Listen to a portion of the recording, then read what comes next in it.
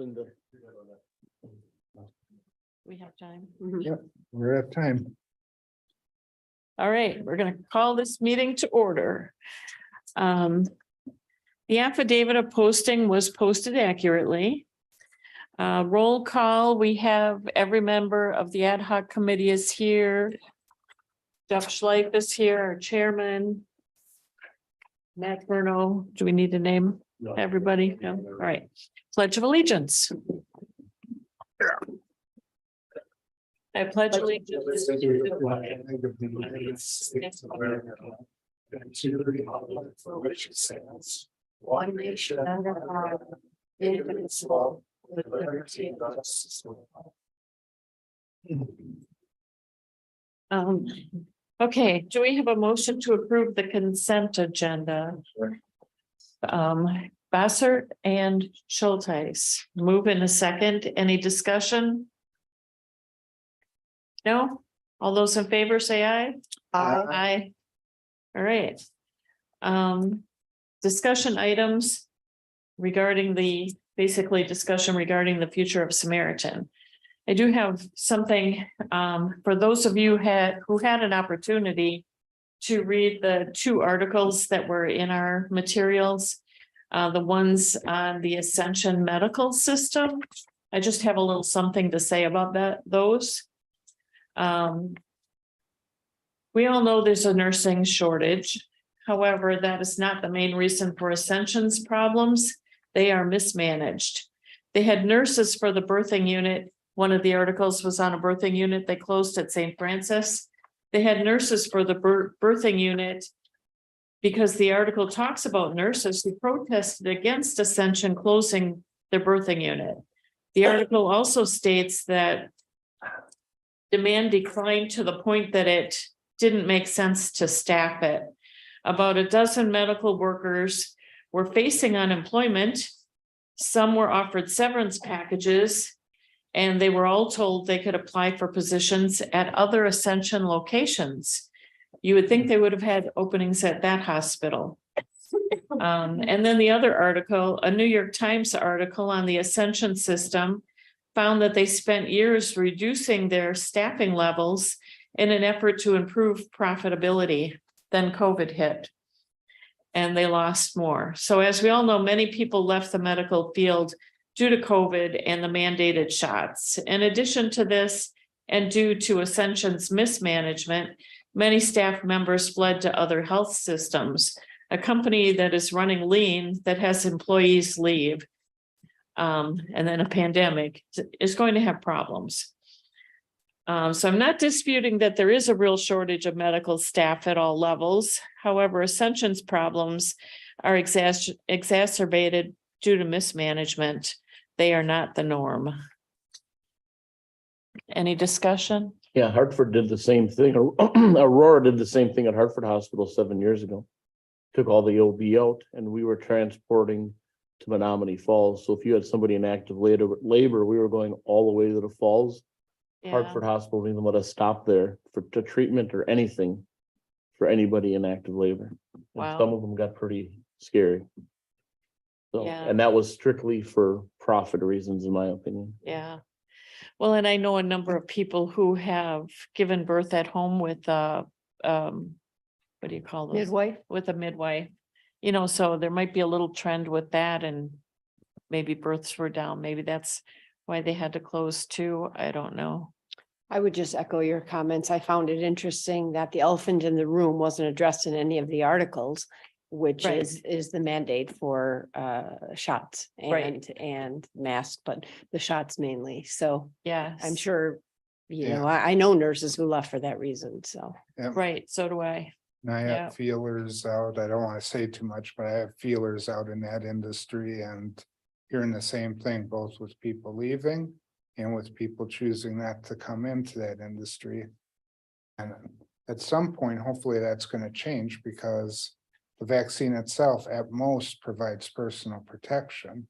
At most, it certainly doesn't control the spread at all, or provide any actual immunity. So that's a factor that if it changes, will influence staff in Right. favor. Right. Any other comments on that? No, then I guess we will turn it over to our presenters. Well, thank you. Again, my name is Todd Scott. I'm the Director of Human Resources. I think the information that you're talking about now is interesting. Some of the data I'm going to provide might not necessarily be directly in line with what you're talking about. And I'm thinking what you're going to hear from a lot of presenters today may also give a little different indicator. That being said, I think it's important to hear. I think I'll tell people right up front, there are 5 different people who are going to present to you today. I'm going to present to you. I've got people from education, people from other nursing homes, and somebody who works for Management Association, really focusing on the market. Before I get into that, I will tell you that I kind of felt like this was a yeoman's challenge. I've got about a day and a half worth of a seminar that I'm going to try to package into an hour. So what you're going to hear is probably information at a very high level. If you have questions, whether it's of me, of the group, ask them when you have them. The other piece I want to tell you is that for many of these presenters, they're working elsewhere.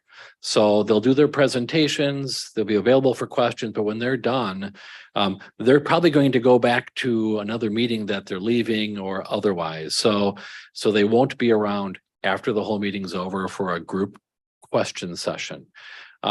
So just so everybody's aware, that being Paul say what he's gonna do. Oh, go ahead, Paul, if you want to talk about what your approach is. Sure, and then after we're done with the presentations and the Q&A, I thought it'd be good to Use the microphone. sorry. Thank you. So after the presentations and all your question and answers, I thought it'd be good to have me facilitate just a conversation with you, kind of high level. What are the kind of bullet points that you want captured in a report that's going to the county board, so that I just have, and it's your report. I just want to make sure I have your thoughts on what you heard today, kind of summarizing the key takeaways that we can include in the report. Thanks, Paul. So our agenda, talk first about our historical and current Samaritan staffing. That was the whole focus of this presentation. So I wanted to make sure that you guys kind of understood what we've done. On top of that, we want to talk about options to consider for future staffing. Go back to the slide with the agenda. I'm sorry, I I must have hit something. To talk about the state of nursing needs, requirements, expectations. There we have, this is a nursing perspective. So Cheryl Scott, she's the director of nursing for Wisconsin Lutheran College. We're going to have someone speak about the state of the overall employment market, not specifically about nursing as a whole, but just basically where our economy is going from an employment standpoint. That's Jim Morgan. He's the vice president at MRA. I've watched him present this before. He does a really nice job there. And then from an immigration option standpoint, I know there's been some discussion about bringing people in from overseas. And so I have someone from Dodge County, Ed Summers. He's the administrator for Clearview in Dodge County, as well as Len Fast. He's the administrator for Karen Rehab in Barron, Wisconsin. In Ed's case, they're looking at bringing, they're in the process of beginning this and getting people in. They're kind of in the middle of it, I believe. In Len's case, they are actively using people from the Philippines who are working there and so on. So as we go through that, when we're all done, if you have questions, general questions, feel free to ask them. Again, if you have questions for the individuals, please ask when they're presenting. So from a historical staffing standpoint, there's been an ongoing and regular shortage of nursing talent. Specifically CNAs, LPNs, RNs. We as a county, we've used a lot of different types of recruiting methods, every traditional things, websites, newspapers, our county and Samaritan homepages, job fairs. We've done on-site job fairs, local job fairs, regional job fairs. We've offered financial incentives like referral bonuses, new hire bonuses, things like that. We've done walk-in interviews. We work with high schools and colleges. We've done presentations. We've done career days, youth apprenticeships, Inspire, which is really situations where employees can come in and mirror jobs and get a sense for what they are. So done those types of things. I think at the end, it's still very difficult to find people willing to do that work. I think if you look at the presentation, at the bottom corner, it talks about a caregiver vacancy rate. And I think what's important as you look at that, it continues to worsen. So that vacancy rate is 27.8% right now. In 2016, it was 14.5%. It was 19% in 2020, or I'm sorry, in 2018, and it was 23.5% in 2020.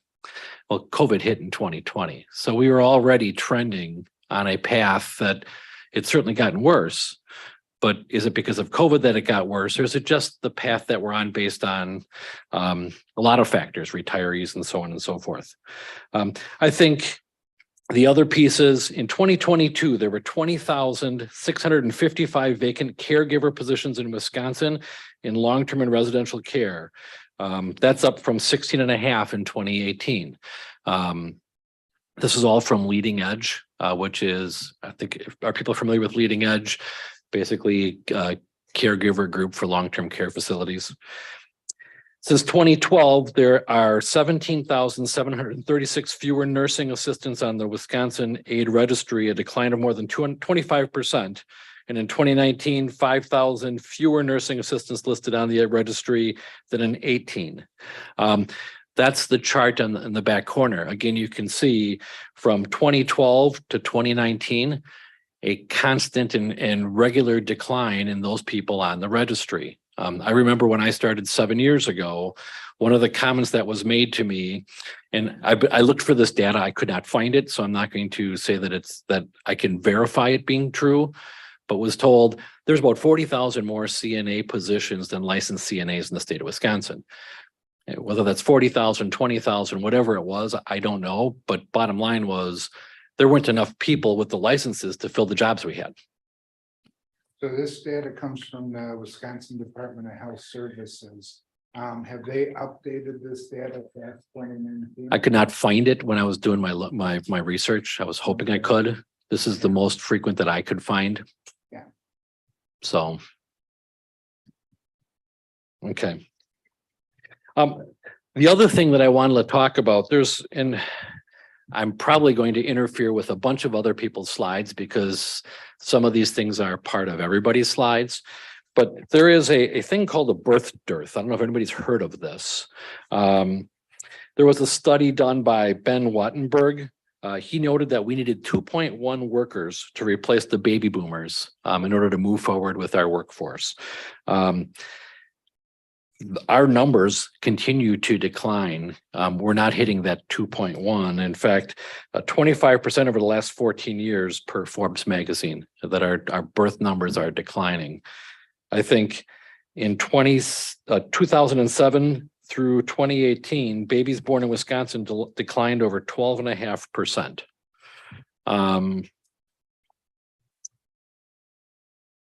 I took that information and kind of just extrapolated it out. And again, if I'm taking somebody else's presentation materials later, I apologize for that up front.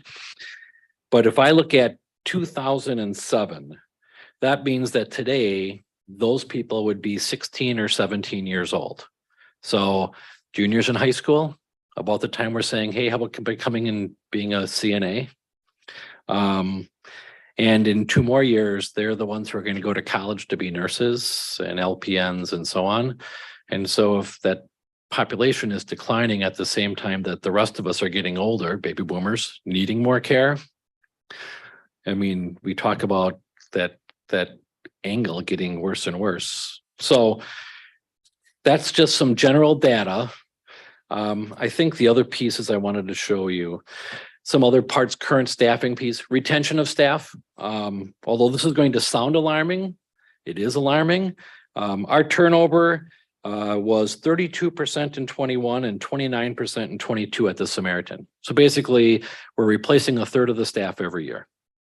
That sounds really, really alarming until you look at the national average of 39% in 21 and 45% in 22, and you say, well, we're doing better than the others.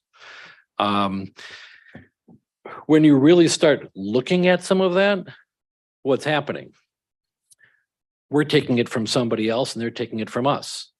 There's only so many people in the pool.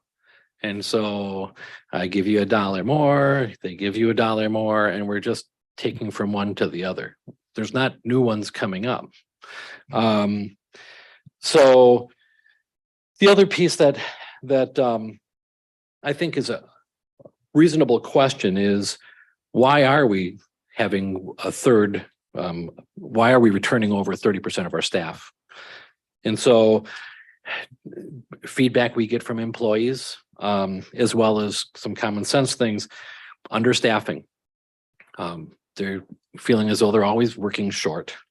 Some of them are seasonal, right? They come in, they're college students, whatever else, they work for the summer, they go back to school. We replace those every year. There's plenty of opportunities in the marketplace. So they can go elsewhere if they, somebody was mean to them today, or somebody's going to offer them 50 cents more an hour or whatever else. They can pick and choose and go where they want to go. We've had a lot of leadership changes at the Samaritan. We've had 3 administrators over 4 years. Although Matt is a repeat, so he's been there before, it's still new vision, new leadership. We've had 5 directors of nursing over a 5-year period. So again, who's the person setting the strategy? How does that work? And when you start looking, that's not highly uncommon to have the director of nursing change somewhat frequently. And I think Matt shared with me before. So the other thing that I put on here is consistently low unemployment rate. The Federal Reserve says that at 5% unemployment, that's deemed full employment. Basically, what happens at over 5% is that you're saying we've employed those who really want to be employed, and now you start seeing other market trends happen, right? So your costs of all products start to go up, inflation, and so on and so forth. And then you start raising dollars, and then the market corrects itself, and there's layoffs and so on. That's the normal piece of the market. Back when you had enough people to replace those who were leaving the market. So it's kind of unique territory for all of us. I think the other piece of it is that, and I've heard this back early in my career, in essence, you're employing what is deemed the unemployable. Unemployable does not mean people who don't have desire to work or desire to serve the needs of, for this case, the people in the Samaritan. It means they may want a limited term or seasonal position. They don't want a full-time job. It might mean that they're going to school to be a registered nurse or to be something else. And so it's a point in time type of a job. It's not what they want to do forever. And so, again, when I say that employing the unemployable, it's not a negative to the people who are there. It's simply where they are in their life. And there are some that well, what the heck, I'll take the job quick and make some money and then I'll get out of there because I really don't want to work that much. That's also out there. The other slide talks about consistent recruitment. We have been recruiting between 60 and 100 positions open really over the last probably 5-6 years. Not all of those positions get filled, right? Some of those are seasonal jobs. Some of those, other people are leaving as we're filling positions. So it's a constant, but we've always been filling lots of positions. What that means for our staff, it means you're constantly training people. So the existing staff is always going through that process. It also means that somebody who's brand new doesn't have all the skill sets that someone who's been around for 6 months, a year, or 2 years. So even though you may not be working understaffed, you're working understaffed. So I think the other piece that I wanted to share, because of high demand, there's a constant wage challenge. Our current wages are very competitive, meaning right now we are slightly over what the rest of our competitive market is paying, probably within 20, 25 miles as the crow flies of where we're located. It's partly wages, right? Our wages for somebody brand new coming out of school, maybe $17 an hour, average maybe around $19 an hour. On top of that, we've created incentives to attract employees and get them to work the hours we need them to work. There is a $6 an hour incentive that we've created. There is shift differentials. If you work second shift, it's $4 per hour. If you work third shift, it's $2 because we have an easier time filling third shift than second shift, which isn't real unusual. There's weekend differentials. That's $2 an hour. There's a pickup pay program. You pick up shifts when we're not there. I mean, there's been a number of, and these are just some of them. There's been other programs we've used. Most of these are. So when you say our wages are slightly above average, that's before all those. Before all of those things. You start adding all of those things on, and you're probably looking at around 23-ish for somebody coming in or higher. You know, I forget which incentive it is, but basically the incentive while we're in this transition time to keep. The $6 an hour. Yeah. You know, if we didn't need that anymore, we would still be kind of a market leader. I'm understanding what you're telling me. If we didn't have the $6 an hour, we would not be leading the market. That $6 an hour is what pushes us over. That's what puts us slightly above the market. Yeah, That is included in there. the 17 to 19 means we're competitive in the market. Okay. The $6 an hour pushes us over the top of being competitive and says we're now the market leader. Gotcha. All right. Yep. So, but I do think the $6 an hour piece, just for reference, between 21 and 22, because this is all ARPA monies, that equated for the, and this is the $6 an hour, that equates to $1,352,730 that's been spent over 2 years for that $6 an hour. So, because you're paying that on overtime as well, right? So now you're paying $9 an hour when people are working overtime. So that person who's making that $23 an hour, when you add all those incentives in, assuming they're working second shift and they're working on the weekends, they're making about $43.50 an hour. They're putting in a lot of hours. And if you ask them, they're tired. So I think the other piece though is, and I mentioned this earlier, because of the high demand for all of these positions, CNAs, LPNs, RNs, they can go anywhere. And so what's happening right now is the market, the individuals know that, and the market's playing that wage game and saying, how can I get you? And so culture makes a big difference. But again, so that's what's happening. I'm going to turn it over. If people have questions, I can answer them now, and I'm also going to be around at the end. Otherwise, I'll turn it over to the next presenter if people are comfortable. So the next person who's going to speak is Cheryl Scott. She is a Doctor of Nursing at Wisconsin Lutheran College. So Cheryl, if you'd like to move forward and go through your presentation. All right, sounds good. Can you hear me okay? Yep. Yes. Volume okay? Yes, it's fine. Okay, all right, thank you. So welcome everyone. Thanks for having me this afternoon. I'm just going to give a little bit of perspective that I have been in the nursing education world for the last 13 plus years. and some of the trends that I've seen over the course of time. So I've been in nursing education, as I said, for over 13 years and have been a nurse for over 30. So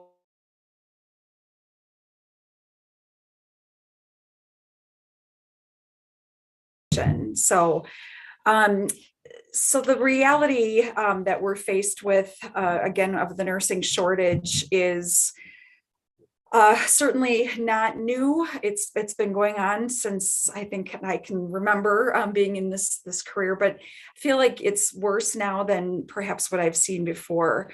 As you've heard already, we have lots of people that are exiting the profession right now.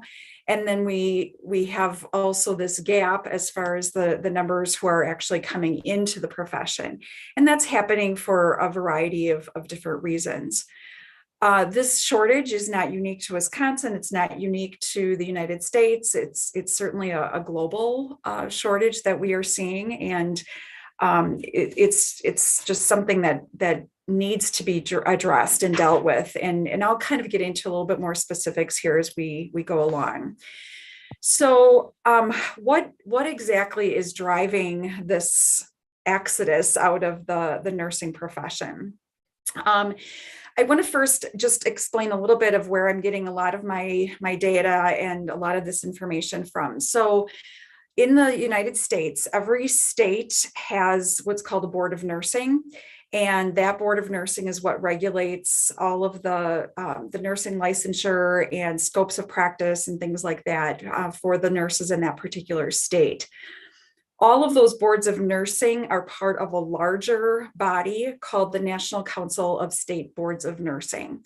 And they just actually published the report that I'm going to be citing here, some of the statistics. This just came out in January of this year. So this is all just kind of hot off the press as far as this data. So I'm going to share just a little bit of that. And then at the end, I'm going to talk about some of the anecdotal things that I'm seeing and hearing as far as our nursing students and kind of the state of affairs of what I'm seeing in the state of Wisconsin.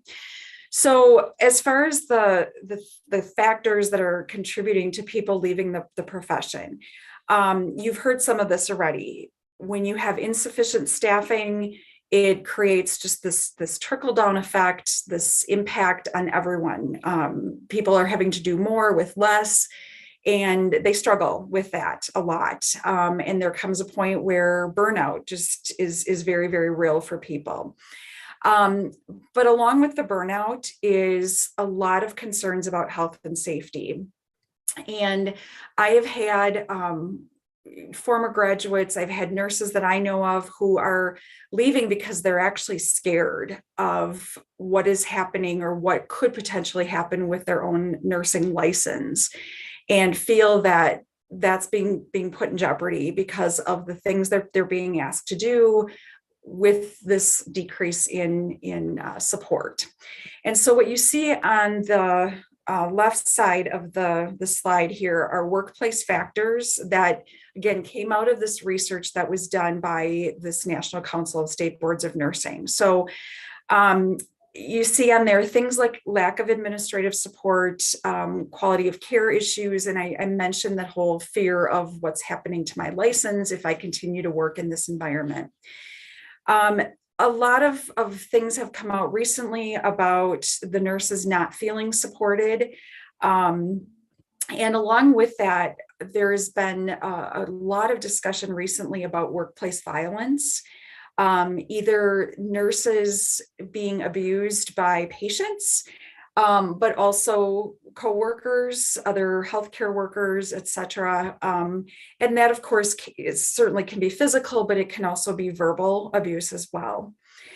The other piece of all of this, of course, is that if you have somebody that's starting in a new position, they need to be mentored. They need to be trained appropriately. They need to have that support. And many of or a lot of the data that's out there shows that that's not necessarily always happening very effectively. I I teach a leadership class for our senior nursing students. And this is one of the things that I coach them on, is to ask when they are interviewing for their new positions, how long am I going to be in orientation? How many different people are going to be training me? What does that look like? How long can I extend that if I'm not feeling comfortable with being by myself? And so I really coach them on asking those questions, because I think that's such a key part of retention and job satisfaction as well. Then, of course, all of this combines to the personal factors, the emotional stress, the emotional toll of the job, burnout, etc. And I'm not saying that these things haven't existed all along. At the end of the day, taking care of people in this nursing position is very difficult and very challenging work. It's physically exhausting. It's emotionally exhausting. It's all of those things. But what we're seeing now, I think, is just continued struggles with this. And, and again, there's probably multiple reasons for that. But, at the end of the day, patients are sicker, they're staying alive longer. And so there's just a lot more moral and ethical issues that nurses have to deal with as well. And so I think all of that combined is really taking its toll.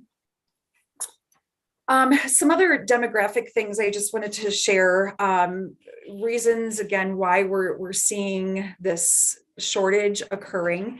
First of all, retirement, and you heard some of that already. We have a lot of people who are retiring. Some of that is pandemic related. We had a number of people who were nearing retirement when the pandemic hit, and they just said, this is my opportunity, I'm going to step away from the profession. On the flip side of that, as you also heard, we don't have enough that are entering into nursing, into the healthcare world of nursing. And a lot of that is, again, related to the demographics, less students, less children being born, less babies being born. And so some of those statistics, showing themselves in a number of ways. I also want to address this middle point, and that's problems in nursing education. So as we all know that there's a nursing shortage, there's even more of a concern that there is a nursing educator shortage. And perhaps you're already aware of this, but there are just a lack of people going into nursing education. And that is also leading to problems with being able to get people educated who are wanting to be nurses. And again, there's lots of reasons for that.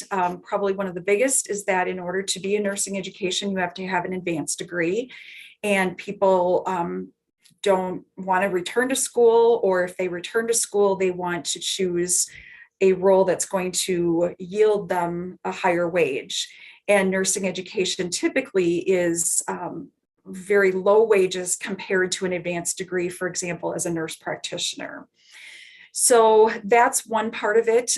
We also struggle with getting access to clinical sites, having places where we can take our students to learn. And so all of those things combined have resulted in problems in nursing education too. And I could give you lots of information about that, and that's its own presentation for another time. Now, on the flip side, this particular study that was done that I'm referring to by the National Council of State Boards of Nursing found that there were some really important things as far as why and how people stay in the profession. And that's really, some of this understanding of this feeling that I'm doing meaningful work. I really feel like I'm making a difference, being appreciated for my work, all of those kinds of things is certainly a big part of that. And then the ability to stay in good health. And this could be physical, it could be emotional, spiritual, all of those different things. So obviously, just as in any other type of job, if people feel that their work is making a difference, it's meaningful, and they're healthy and able to handle all of that work, obviously those are reasons why people are going to stay in the profession. Now, I know that there's some discussion about, is this just because of COVID that we are seeing this drop in numbers? And I would argue that it's not all related to the pandemic. Nurses were leaving before the pandemic. I can remember 2018-19, we were already talking about the severe nurse educator shortage, for example, and how are we going to get people educated to be nurses? So things were already happening at that point. There was a study that was done by this particular organization. 2021, they looked at critical care nurses and found that 67%, so 2/3, were planning on leaving within the next 3 years. And that was compared to just over half in 2018. So, and again, that's a very small, very narrow population, critical care nurses, but just kind of a representative of what we're seeing in the profession. Top reasons that were being given at that time: retirement. Some were returning to school, as I talked about the advanced degrees, a lot of push to go back to school for a nurse practitioner, for example. Some were choosing to leave the profession completely. And then finances is part of this as well. And I want to just say this isn't just wages, related to wages. It's also, if you think about the core group and the ages of a lot of nurses being in the late 20s, early 30s, into their 40s, and whether it's good or not. Cheryl, Yes. there's a question. Oh, sorry. Go ahead. Yeah, so you mentioned that it's not all because of COVID, and I don't think anybody thinks it's all because of COVID. But I think COVID, and particularly vaccine mandates, do play a factor in this. When you talk with your admissions staff, what are they seeing as far as college entries and how the vaccine is impacting new students choosing to go in the nursing fields? So I meet with our admissions folks quite often. I would say since the last academic calendar started back in August, I've had about 2 people who have inquired about vaccination status and whether or not we as a college require that. Now, our admissions people might be taking other questions before they even come to me. The thing with the vaccine mandate is it's not new in healthcare, and this is not the only vaccine that is mandated. We have already been mandated for things like the influenza is a yearly mandate. All of the nurses have to be immune to things like measles and rubella, varicella, which is the chicken pox. So they have to already have immunity to those things, which, especially this age group, certainly have not lived through a time where they had those diseases and are getting immunity from those diseases. So they have to have all of those vaccines already.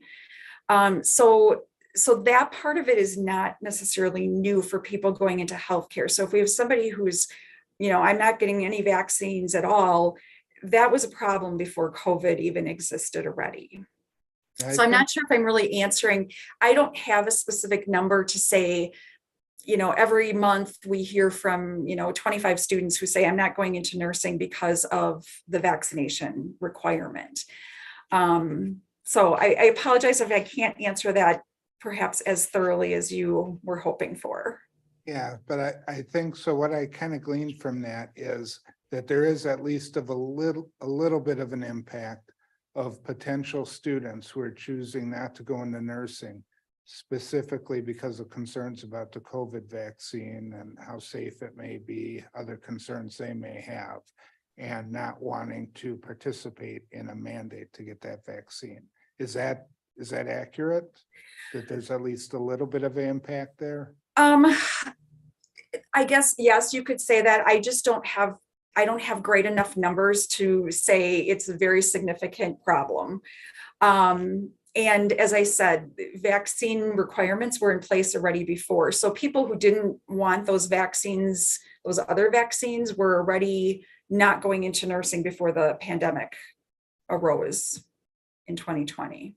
So again, valid point as far as, what do those numbers look like? I'm not sure if any studies have been done or if research has been done to look at, for example, high school students who are opting not to go into nursing because they have to get a vaccine. Now, that's not only going to be nursing, of course, that's going to be anybody who's working in any type of healthcare setting is going to be mandated for those things. So. Okay, it's been about 15 minutes, so if you can continue to go through the slides, just Yep, I know from a timing standpoint. I will go very quickly here. I listed some things here that are trends in nursing. And a lot of this already has been discussed. And I think from a recruitment standpoint, of course, you've heard some of this already as far as the efforts that have been made for trying to recruit staff into the long-term care settings. You're competing against obviously all of the other types of settings like your hospitals, acute care, that type of thing. I want to though go to the next two slides. First of all, statistics. Again, this was in this most recent report, just showing 2012 to 2021 over the course of time, how many RNs were employed versus LPNs. And you see that there was a drop in LPNs versus from 2012 to 2021. And as we know, LPNs and CNA staff certainly are the predominant individuals in a long-term care setting. Wisconsin specifically has 1,000 to 1,200 RNs and LPNs per 100,000 people. So that was, again, part of this most recent research that was presented. Todd, if you want to just skip over the recommendations section, this was more related to just some things from my perspective as far as leadership and administration, that type of thing. My last slide, though, I want to just share is really, this is my personal view of kind of what I've been seeing and what I hear with my students. First of all, new graduate jobs are plentiful. The students have multiple job offers on the table. Many of them are entertaining job offers already end of their first semester of their senior year, and certainly now at this point of the spring semester. Many of those job offers come from one of two things. One, they are already working as a CNA in a hospital setting and they get a job offer that way. Many of them working as CNAs also have transitioned now junior, senior year to become nurse externs, where they are actually given a little bit more job responsibility. And of course, the hospitals do that because it's a natural progression then for them to go on to work in that particular unit as an RN. Whether we agree with it or like it or not, very few of at least the nursing students that I have choose long-term care. Majority come in wanting pediatrics, OB, or the NICU, the neonatal intensive care unit. Very, very few come in and say, I want to do long-term care. As I said, I've been in this job 13 years. We've had, I don't even know how many hundreds of graduates, and I can count, I have 2 who entered into long-term care upon graduation. New graduates are going into acute care. 2021 survey, 73.5% of new RNs work in hospitals dealing with acute conditions. So as you heard, a lot of these students get their CNA early, and then they continue to progress in their careers. The CNA and even the LPN in some cases becomes a stepping stone for them going on to their RN. So, so their desire to stay necessarily in that CNA role for the rest of their career you probably aren't seeing that quite as much as maybe in the past. Now it's very much, okay, this is just the natural progression in the career. And so, of course, what we're seeing is a lot of this turnover, a lot of ability for people to look for other positions if they're not happy. The longevity just is not there. It's just a constant revolving door, and it's not unique to long-term care. We see it in the hospital setting as well. But at the end of the day, I think there is this understanding that many of these nurses start out as CNAs and kind of work their way forward, and then end up in the acute care setting, especially early on and into their midpoint of their careers.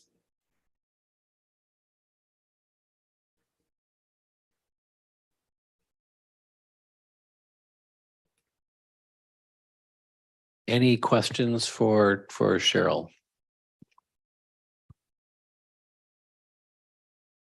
Okay, well, thank you, Cheryl, for joining us and for doing that presentation. We'll now move on to the next presenter. That's Jim Morgan. He's the Vice President for MRA.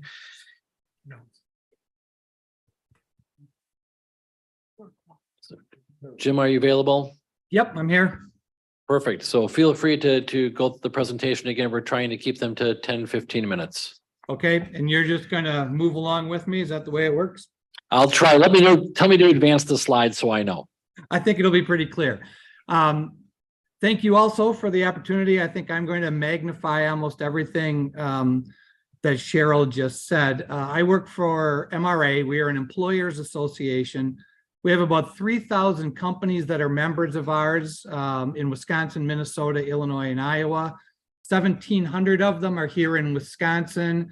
Finance, healthcare, manufacturing, construction, insurance, you name it, a little bit of everything. And they range with single employee all the way up to 10,000 plus. And the data that I'm going to share with you is really what I'm sharing with all 3,000 of them as they're trying to figure out why are they having such a hard time finding people, not unlike the conversation that you just had with Cheryl. So I just want to start with echoing what she said, that the pandemic might have accelerated a couple of things, but everything I'm going to tell you was happening whether we had the pandemic or not. It just moved things along a little bit quicker. And this is something we've known has been coming for over 30 years. So on the next slide, it's just a little bit about why this is different. We've had shortages in different jobs before, but I would argue it's been more economic than demographic. And what I mean by that is we didn't have enough skilled workers, or there might have been a time that we didn't have enough masons or lathe runners or CNC operators. And we tried to change it a little bit by offering more courses, getting more kids into technical colleges, whatever it might be, to try and match the jobs and the students. Now we've got a different problem. Now it's a demographic problem. We simply do not have enough people. And I'm just going to share with you quickly the slides that are in your packet to just sort of make that point. The next slide is a graph of the percentage of the US population in that working age. And if you look at that graph, we peak at about 1978, and then it's a pretty dramatic drop off, and it goes all the way out through 2090. Now, people smarter than me are figuring out how to project 2, 3, 4 generations into the future, but it's really not that hard to figure out. Families are having less than 2 children compared to my day when there were 4 or 5 or 6 of us in the house. You're seeing people wait longer to have children. They're more likely to have 2 dogs than 2 kids, quite frankly. And all of that continues to add up. And each percentage drop on that chart is about 3 million fewer people in the United States that are in that working age population. So this is sort of the page that says this is not going away. And companies that think that they can duck and will get through this are going to be in quite a bit of trouble. The next slide really touches on what Scott said earlier, but you know, people celebrate, oh, we're at 3% unemployment, less than 3%. Isn't that great? Everyone's working. That's all wonderful unless you're trying to find people. And that's where we're at right now. And so you're seeing people dip even deeper into pools because this is a group of the population that we probably wouldn't even have looked at 5, 10, 12, 15 years ago. And now they're becoming an essential part of what we're doing. On the next slide, this is the start of a series of about 6 or 7 US slides. And the point of this is to show to you that the Midwest and the Northeast are going to suffer this worse than probably anywhere else in the United States. The first slide is a look at young people, and red is bad, blue is good. And you look at Wisconsin and Illinois and Michigan, and then off to the Northeast, those are all states that have fewer young people between the ages of 0 and 25 over the course of the last 2 decades. Those are the people that are the bellwether for what it is that's about to come. The next slide looks at state ethnicity. Well, why does this matter? Well, if I am a person of color and I'm trying to decide where it is that I want to live, this matters to me. Wisconsin looks like the United States did in 1974. Iowa looks like the US did in 1930. So if you're a person of color and you're trying to figure out where you want to go, 1974 may not be exactly the spot you want to hit. But you look at other states where they look like what we are going to look like 40 years from now, California, Texas, parts of Florida and Arizona. That's where the population looks more like what the future looks like.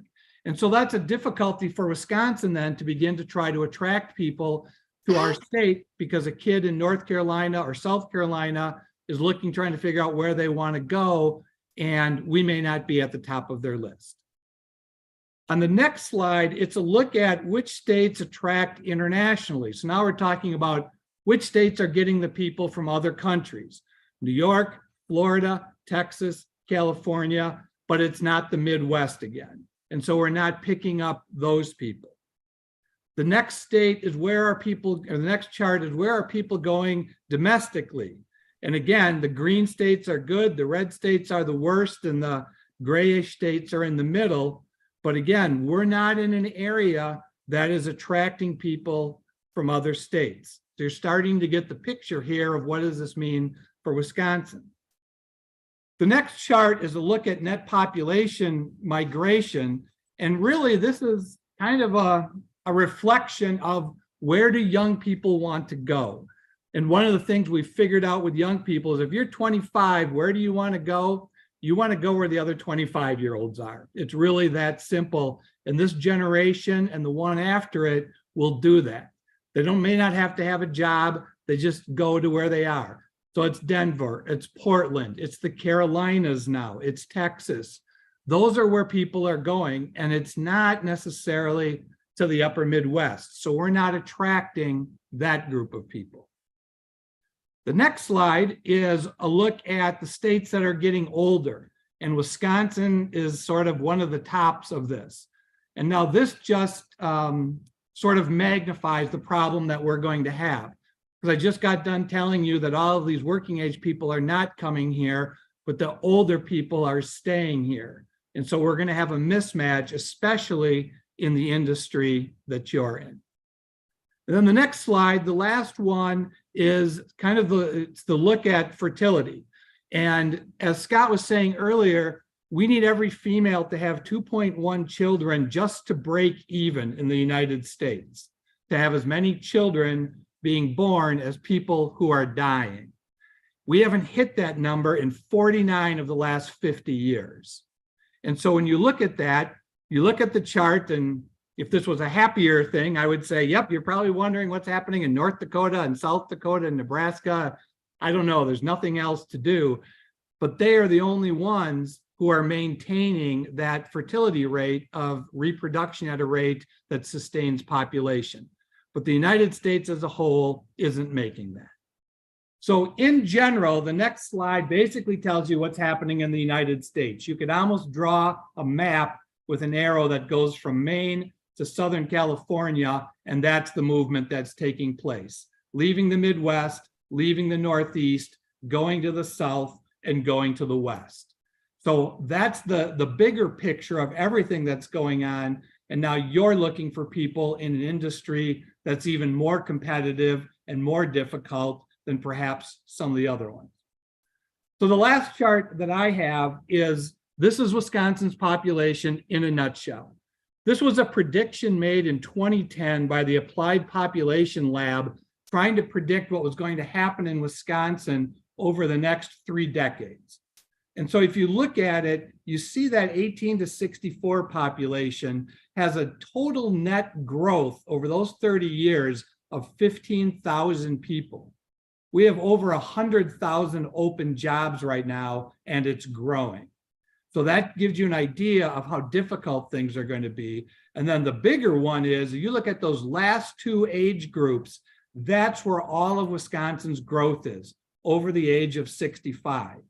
So you're going to be in an industry that's going to have just incredible demand for services and not a whole lot of people in order to serve those people. So that's going to make things even more difficult in an industry that's very tough, that you don't have enough educators in it. Education is seeing the same thing. We're not producing enough teachers, and so now we don't have people to teach the next generation of folks. Now, right now what's happening is companies are getting incredibly innovative in where they go look for people, how they're using remote employees, how they're changing shifts to accommodate people's work-life balance, how they're trying to find niche markets of people who want to go into their industry, but it's difficult. And only the most creative right now are even coming close to holding their own. So that's a whole nother set of presentations. And whatever happens here, if you decide to go forward and to try to figure out where you're going to find people, I'm more than happy to come back and talk about, these are the innovative things that employers around the United States and specifically in the Midwest are putting into place to try to find people. But I want to leave you with the fact that this is a numbers game that's only going to get worse, and it's only going to get more difficult. And as depressing as that is, you're seeing it every day. You're seeing it in restaurants that don't even serve half the tables because they don't have people. You're going to hotels where they don't do room service anymore because they don't have enough people to do it. You see people running only half shifts now because they don't have the folks to run the machines. That's basically what's happening in the upper Midwest. And that's not a cheery story, and I'm sorry about that. But it's truly a demographics. It's a numbers game, and it's almost that simple. So with that, I'll stop, and Ed's going to give you at least one of the solutions to the problem, perhaps. But if there's any questions, I'm happy to answer them. Questions? Jim, I think everybody's pretty set, but again, thank you so much for giving us your time and the information you've provided. I really appreciate it. My pleasure. Thanks, Scott. Great. So next, I have Ed Summers. Ed is the administrator for Dodge County Clearview, and they are in the process of bringing on people from the Philippines. They do not have staff yet, but what I've asked Ed to do is just kind of give you a summary of kind of where they are and kind of where they've gone. So Ed, are you with us? Yes, can you hear me? Feel free to go ahead. Can you hear me? We can. Okay. Full disclosure, I was Samaritan's administrator for 14 and a half years. I left there in 2013. I'm Ed. I'm the administrator at Clearview in Dodge County, to your immediate west. And I'm here to talk to you about international recruitment. So why are we doing it? Baby boomers are retiring at the rate of 10,000 per year. This is something we've known has been coming, and it really hit in the last couple of years. We don't have enough replacement workers, and these are things you've heard. Demographics are reflective of an aging population requiring more services. There's a larger variety of care providers, further stressing the labor force. Clearview's direct care worker numbers continue to slowly decline, impacting our ability to provide services. Hiring bonuses, higher wages have not yielded the necessary results. Our wage, a CNA working additional hours on the weekend with bonuses and shifts incentives is very similar to what you're offering at Samaritan. CNA working the weekend on second shift can make upwards of $45 an hour. what we've, in talking to others, international recruiting is an economical alternative. Employers sponsor foreign workers obtaining legal citizenship through a process known as PERM sponsorship. What is PERM? It's the Program for Electronic Review Management. It's an acronym for labor certification. It ensures that there are no U.S. workers who are able, willing, qualified, and available to accept a job at the prevailing wage in the geographic location of intended employment. The PERM process ensures that hiring foreign workers will not adversely affect the wages and working conditions of similarly employed U.S. workers. This is a path to permanent citizenship. It utilizes the I-140 immigrant visa. This is not a temporary or student visa. International recruits require a minimum of a 2-year commitment to the sponsoring employer. So, One question, Ed. yes. So you mentioned prevailing wage. I know that can sometimes be a controversial term and it can be defined differently. I've heard it defined in some legislative things as being based on the average union rate. So if non-union employers pay less, that's not factored in. How do they factor prevailing wage for this? And Prevailing wage is determined by the Department of Labor. I'm going to be getting to that in a little bit here. However, our attorney submits our application to the Department of Labor. The Department of Labor establishes what the prevailing wage is in your area in a specific job category. And then we're required to advertise that position and prove that we cannot recruit, essentially can't recruit at that wage, at the prevailing wage. Okay. So I just wanted to talk about, because, that we're a county-owned facility, just like Samaritan. So I just wanted to go through our journey to date on this and just explaining the steps that we had to go through in order to gain acceptance of this, of going this route in Dodge County. Dodge County and Washington County, I've worked in both counties. They're very similar counties and the types of individuals you find on a county board and those living in our communities. I actually started here in April of 2020, right at the very beginning of the pandemic.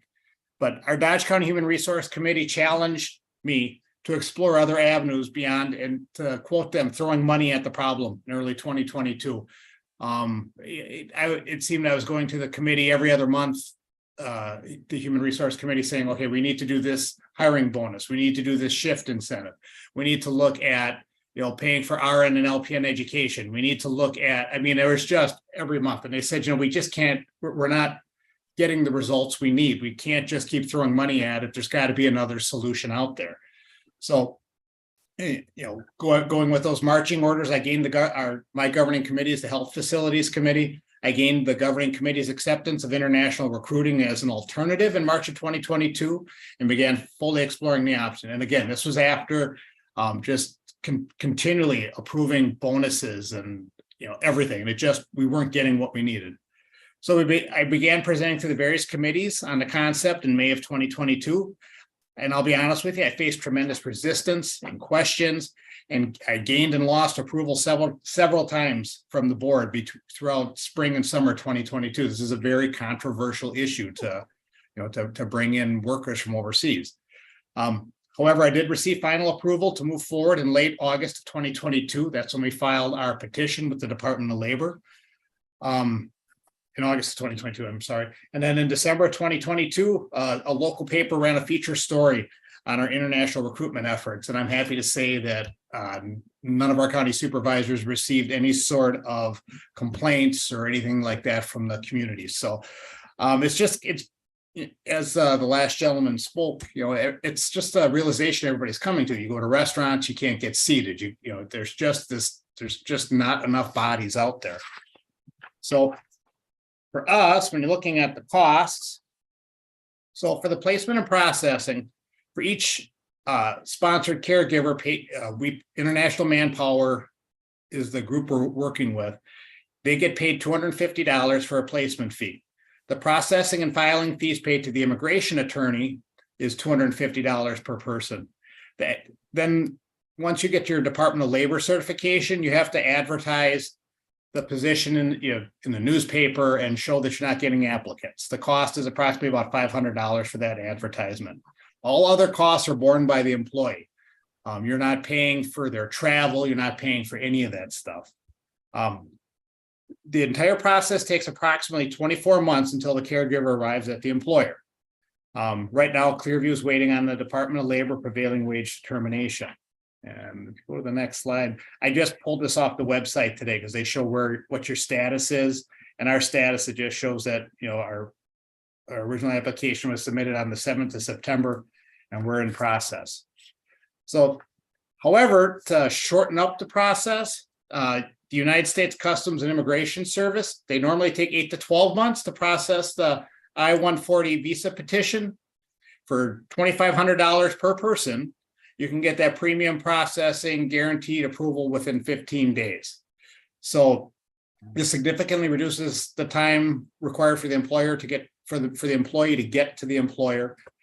So with our, we're planning on paying that premium processing on several of the employees. So our earliest anticipated arrival is fall of this year. Part of the program is you have to provide transitional housing. So the employers need to assist the employee with housing until they're able to secure housing on their own.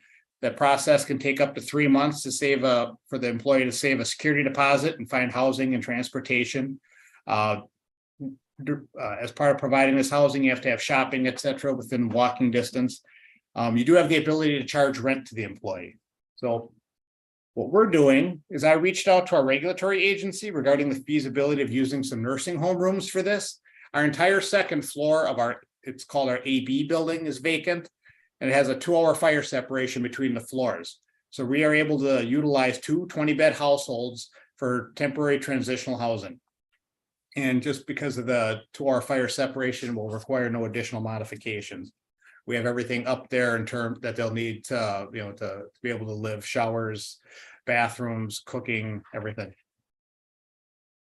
So what are our next steps? Actually, Len is going to be coming on. Len actually was, he played a large role in our decision to move forward with International Manpower Connection. We plan to go take a group of our leadership team up to Len's facility to talk with his leadership team, to just talk about, what their suggestions are to ensure success throughout the process. Our county attorney is drafting rental agreements for the transitional housing within Clearview. We've budgeted money for expedited processing for some. The hope is to stagger the arrival of 96 employees to ensure adequate time to train as CNAs and transition to the community. And ever since I've gained approval, I've been talking with my governing committee. I've warned them, that despite our best efforts, our best and most conscientious efforts, something is going to go wrong. I guaranteed them. Someone is going to complain. But ultimately, it's what we need to be able to provide services to our community. So any questions you got for me? Yeah, go ahead. There's a question. Okay, so I just want to clarify. That's theirs in Clearview. Hang on, we got a little bit of talking going on. So I just want to verify on the prevailing wage determination. You don't yet know if the Department of Labor is going to accept your current pay rate as meeting that. Is that correct?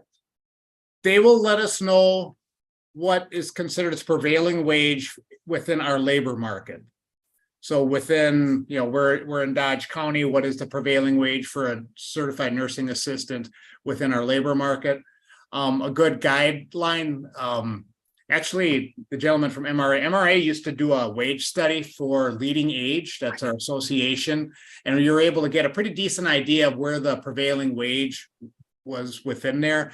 For whatever reason, they didn't do one in 2022. 2021 was the last time, but we were well above the market rate for this area. So I'm fairly confident we're going to be okay as far as that goes. And, honestly, if I thought raising the wage $5 an hour would solve our issue, we would have. Okay, so go ahead. Just kind of to clarify, because the audio is getting kind of garbled. I'm trying to pick up bits and pieces there, and it sounds like you're saying that they've estimated that your wage is probably going to meet the prevailing wage requirement. Is Yes. that accurate? Correct. So Okay. So and I've done plenty of immigration things in my past life. And so, yes, the Department of Labor, based on the position you're looking at, is going to look at a geographic area. Sometimes it's a local market, sometimes it could be the whole United States, depending on what the position is, to say this would be a prevailing wage relative to this type of a position. And so, although I don't know this for certain in this position, my guess is it's probably going to be within 20 miles as a crow flies of in this case, Juneau, to say this is what a prevailing wage would be for all of the data that's reported every year to the Department of Labor for wages for employees. It sounds like based on what he said, they're probably at that level. Yeah, and that prevailing wage isn't saying it's the bottom of the range or the top of the range. It's saying this is the scope of. So if they're within that market, it most likely will be accepted. Okay, good. Other questions? Please just make sure I understand right. If they're estimating 24 months to place an employee, but they could reduce that to 12 to 16 months if they do that premium processing. It costs $2,500. Is that right? Correct. That's my, go ahead. Yep. I'll say that was my That- understanding. That's my understanding as well. So Len Fast is the other presenter. Len is not able to be here. And so currently the Barron Care and Rehab is using staff from the Philippines. Ed, do you recall, is it 70-ish people right now? Yes. And And go ahead, Ed, Wait. please. yeah, speaking with Len, he's had a tremendous amount of success with the program. He speaks very highly of it. The individuals coming from the Philippines are here for one reason. It's to work as many hours as they can. We had the opportunity before we decided to move forward with this. We spoke with the Barron County Administrator, and he was saying one of the side benefits of this is, with them being here to work as many hours as they can, a lot of them have picked up hours at other businesses in the area. So, they'll work their shift at Len's nursing home, leave their shift, and then they're going down the street to work at a local manufacturer, to go work at a local restaurant or hotel. The economic development individual for Barron County also said that, a lot of the industry up there is looking at this, and they're working. He talked about a cheese factory up there that's bringing in 100 employees. So it's again, when you're looking at the demographics of the US, the replacement workers aren't there. So they have to come, you have to find them somewhere. And in 3 years, baby boomers start turning 80. You think they need services now. In 3 years, it's gonna just grow exponentially. So another question for you, Ed. Is there a window that this visa or whatever is good for? Is there a 2 years. 2 years? Is that generally? Yes. It's a 2-year term. And do you know, Ed, is it renewable? I think it is. I'm not positive. I think what happens is their commitment to the employer is 2 years. And I think after that, I believe they become citizens at that point, don't they? And then they have the ability to, It depends on it really depends. Again, this is a visa I'm not real familiar with. This is Typically, this visas is a have a brand new renewability experience to me. feature and an ability to get a green card, and that takes a window of time as well. Thank you. What kind of retention at the end of 2 years is Barron County seeing? Do we know? I don't know how long they've been using this program or if it's been beyond 2 years. I can't answer that question. It's my understanding they started in 2017. So, I mean, again, unless that, I can certainly ask the question, recognize that these people are on visas. So if they don't get their green card or their citizenship, their term ends and they go back to the Philippines. Right. So the other piece to this program, and again, Len's conversations with me have been very positive, as well as the conversations I've had with Dodge County and Ed. Because they come in on this program, it's not an absolute that they're going to stay here, someone else could take over some of that potential. I mean, it's a visa. So they're not committed to you as an employer, they're committed to the firm they work for.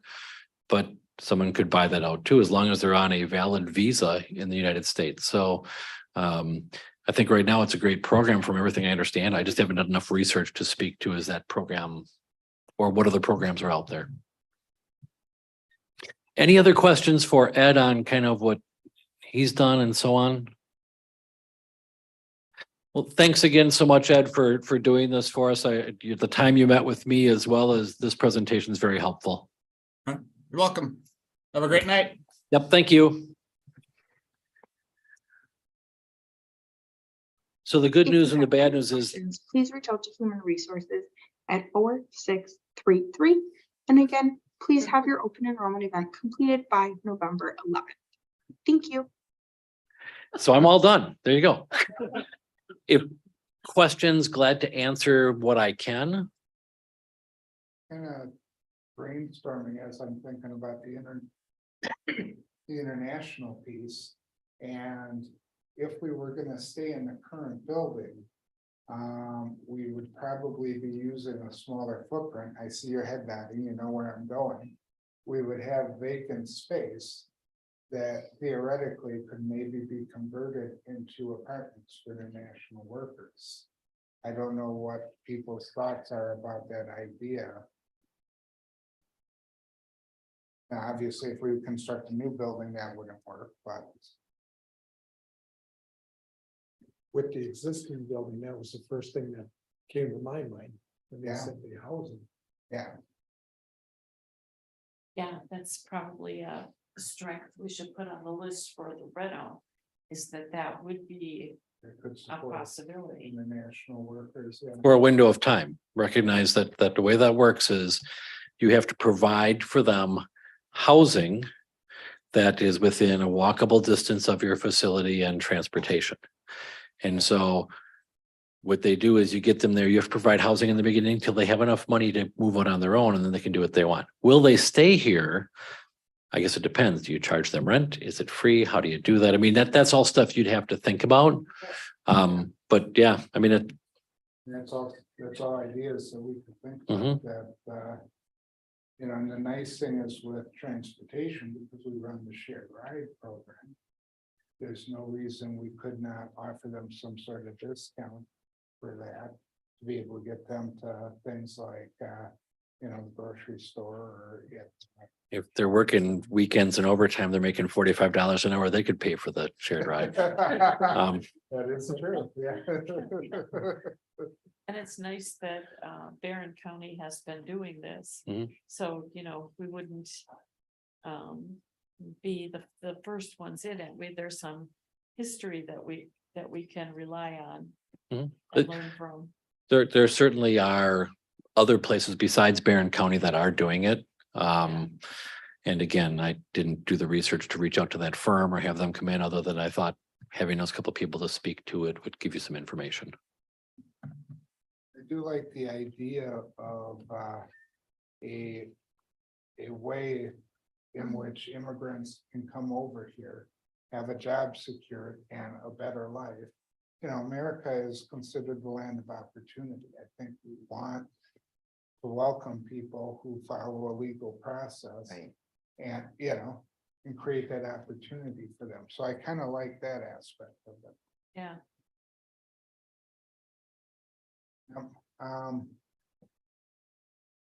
Do we have any other? This is it. That's So the, open discussion. Then I have a few things. Yep, go ahead. I just have a question in case you Okay. take a different direction. So are these people that are currently in Barron, are they English speaking? Or is that So, a second language for them? I have a little familiarity from the film. My son is from the Philippines. We went to Okay. adopt him from there. English is, everyone speaks English. Their natural language is Tagalog, but they, for the most part, all speak English as well. So yes, a requirement to even be in the program is that they have to be fluent in English, et cetera. Reading prescriptions and care plans and such, they would have to. They come over, you have to train them to be CNAs. So they're not CNAs, so you have to get them licensed and certified. So that's a way, you'd have to have a program to do that. But Thanks. Sorry. Okay.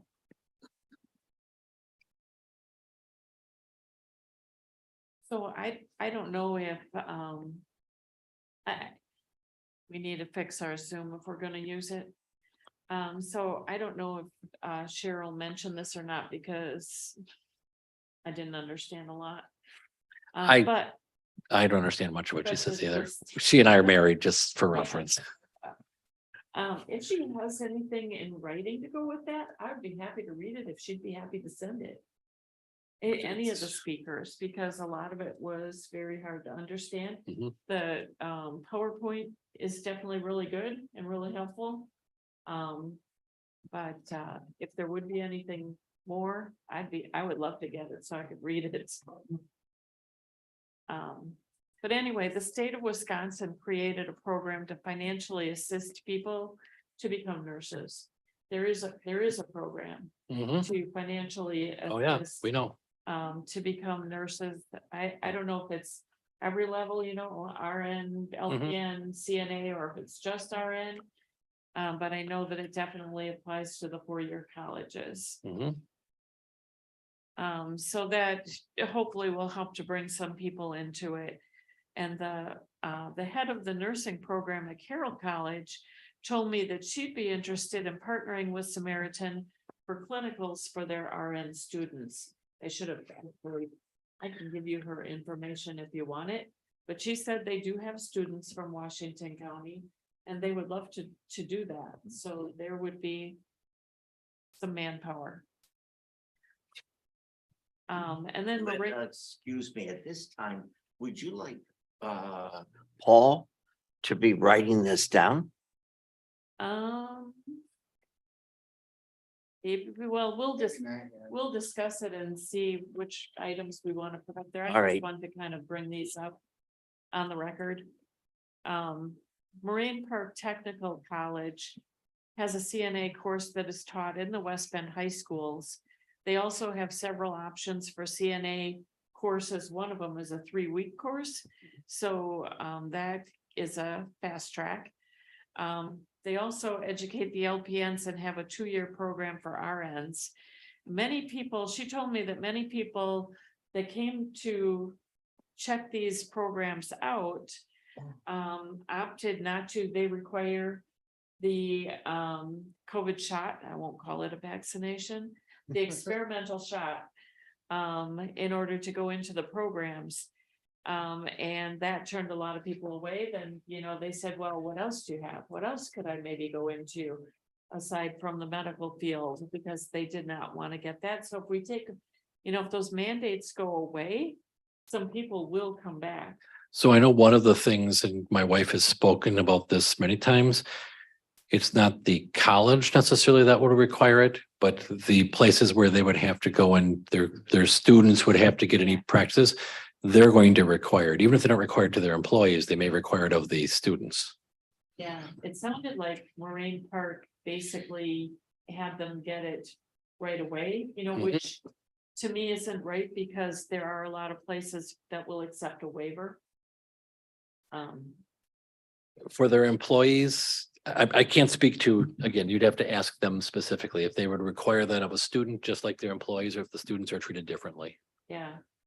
But that mandate needs to stop. And she And talked I about- would probably stay away from hearsay, because you would have to have the employers here to be able to answer these questions for you. Okay. I mean, if you're talking about vaccines, you would need Aurora, or you would need Freighter or Ascension. You would need them all here to be answering these questions. So I would at least stay away from the hearsay questions or statements. But the fact of the matter is that if the mandates stop, more people will go into the medical field. So I talked to all 4 of the Washington County care facilities that offer skilled nursing in Washington County. One conversation was in more depth on staffing than the others. And this person told me that at that location, they were seeing staffing improve a little bit. They're using a staffing service for CNAs, and that has helped. But they're at their staffing levels and they're happy to see that it improved a bit. And that's hearsay, but that's what she told me. So we all know that the shortage of RNs will increase because we're not graduating enough of them to meet demand.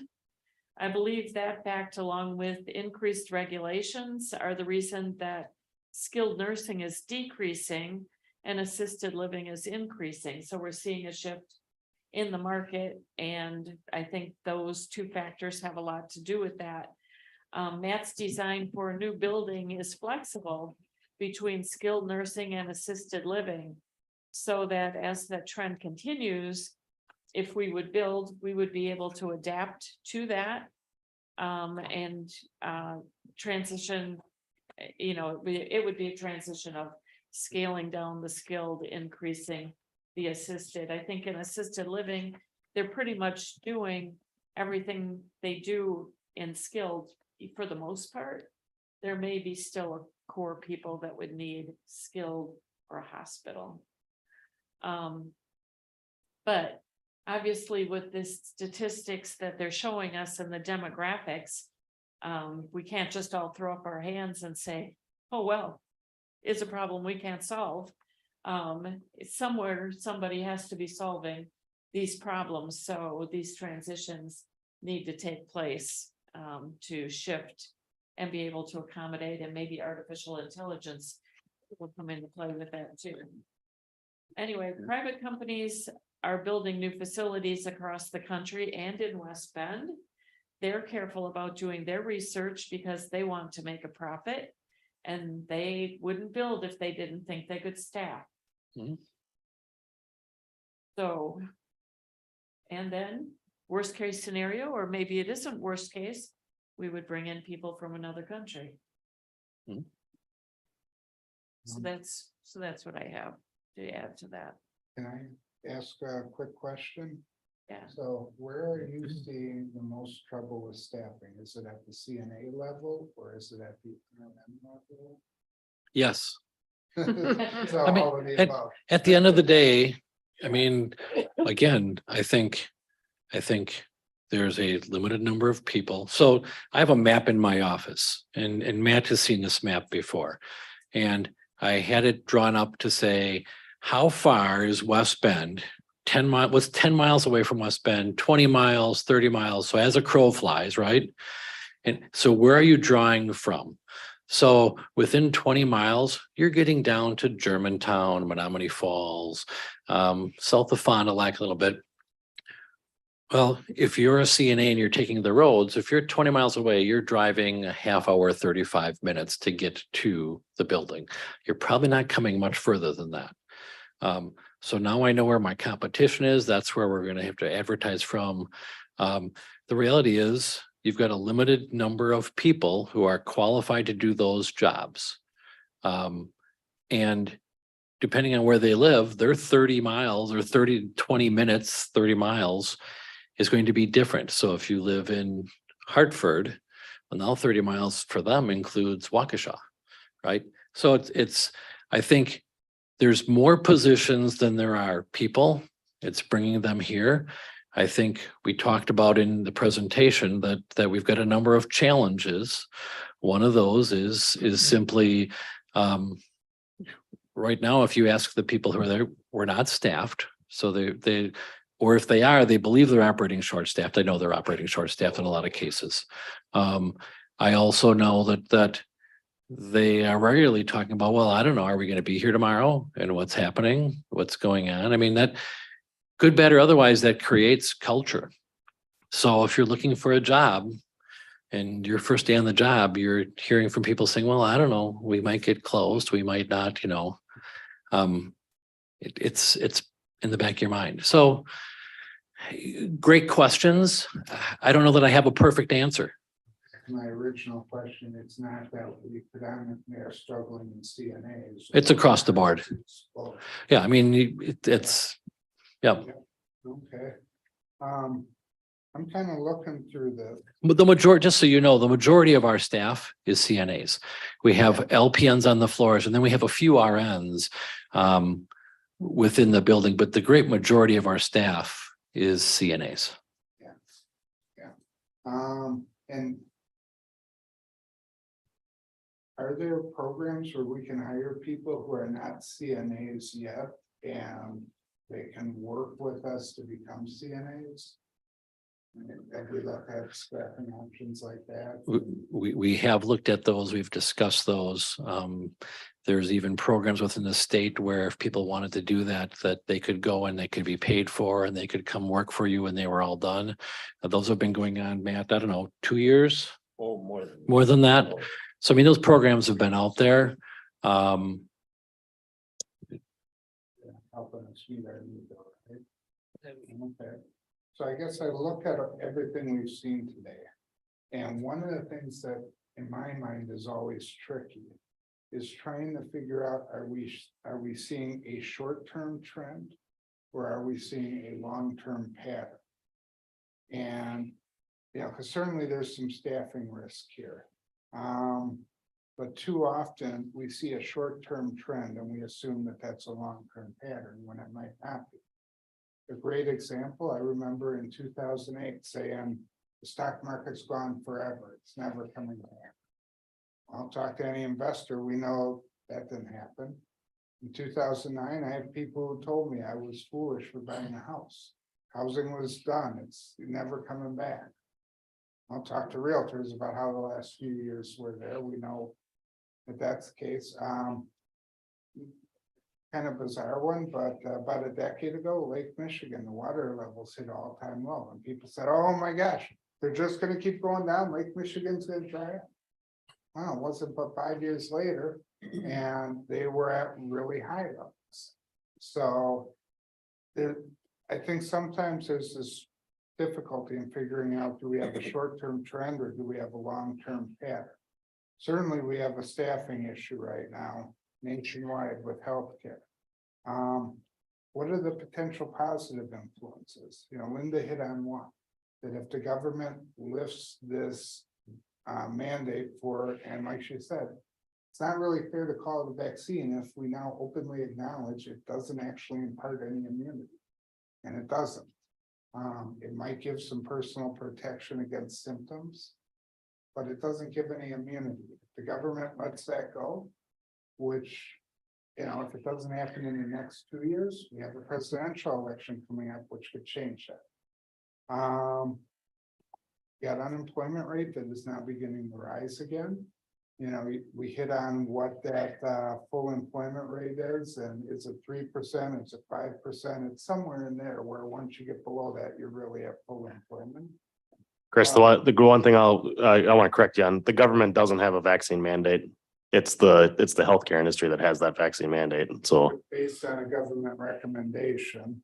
Right, but the government isn't mandating them to have it. Yeah, I appreciate the correction, yeah, but that again well, actually, yeah, they do, because Samaritan is required to have a vaccine mandate in order to get Medicare funding. That federal thing. Yeah, so, yeah. So if that gets removed. The correction is, we do mandate it, but if you object to that and you follow the guidelines, we will accept that and you do not have to be vaccinated. Right. Yep. So the key thing is the government, in order to get Medicare reimbursements, Medicaid, any type of government. Correct. Yeah, which is going to apply to a lot of healthcare providers like Aurora and Freighter. Yes. So effectively, they are bound by the government mandate right now, as we are. Yes. And we can be generous about exceptions. But Well, it's not us being generous, it's the government. Well, They spell out exactly, you must be vaccinated unless, and then if you have it in written form and sign it, then you're off the hook.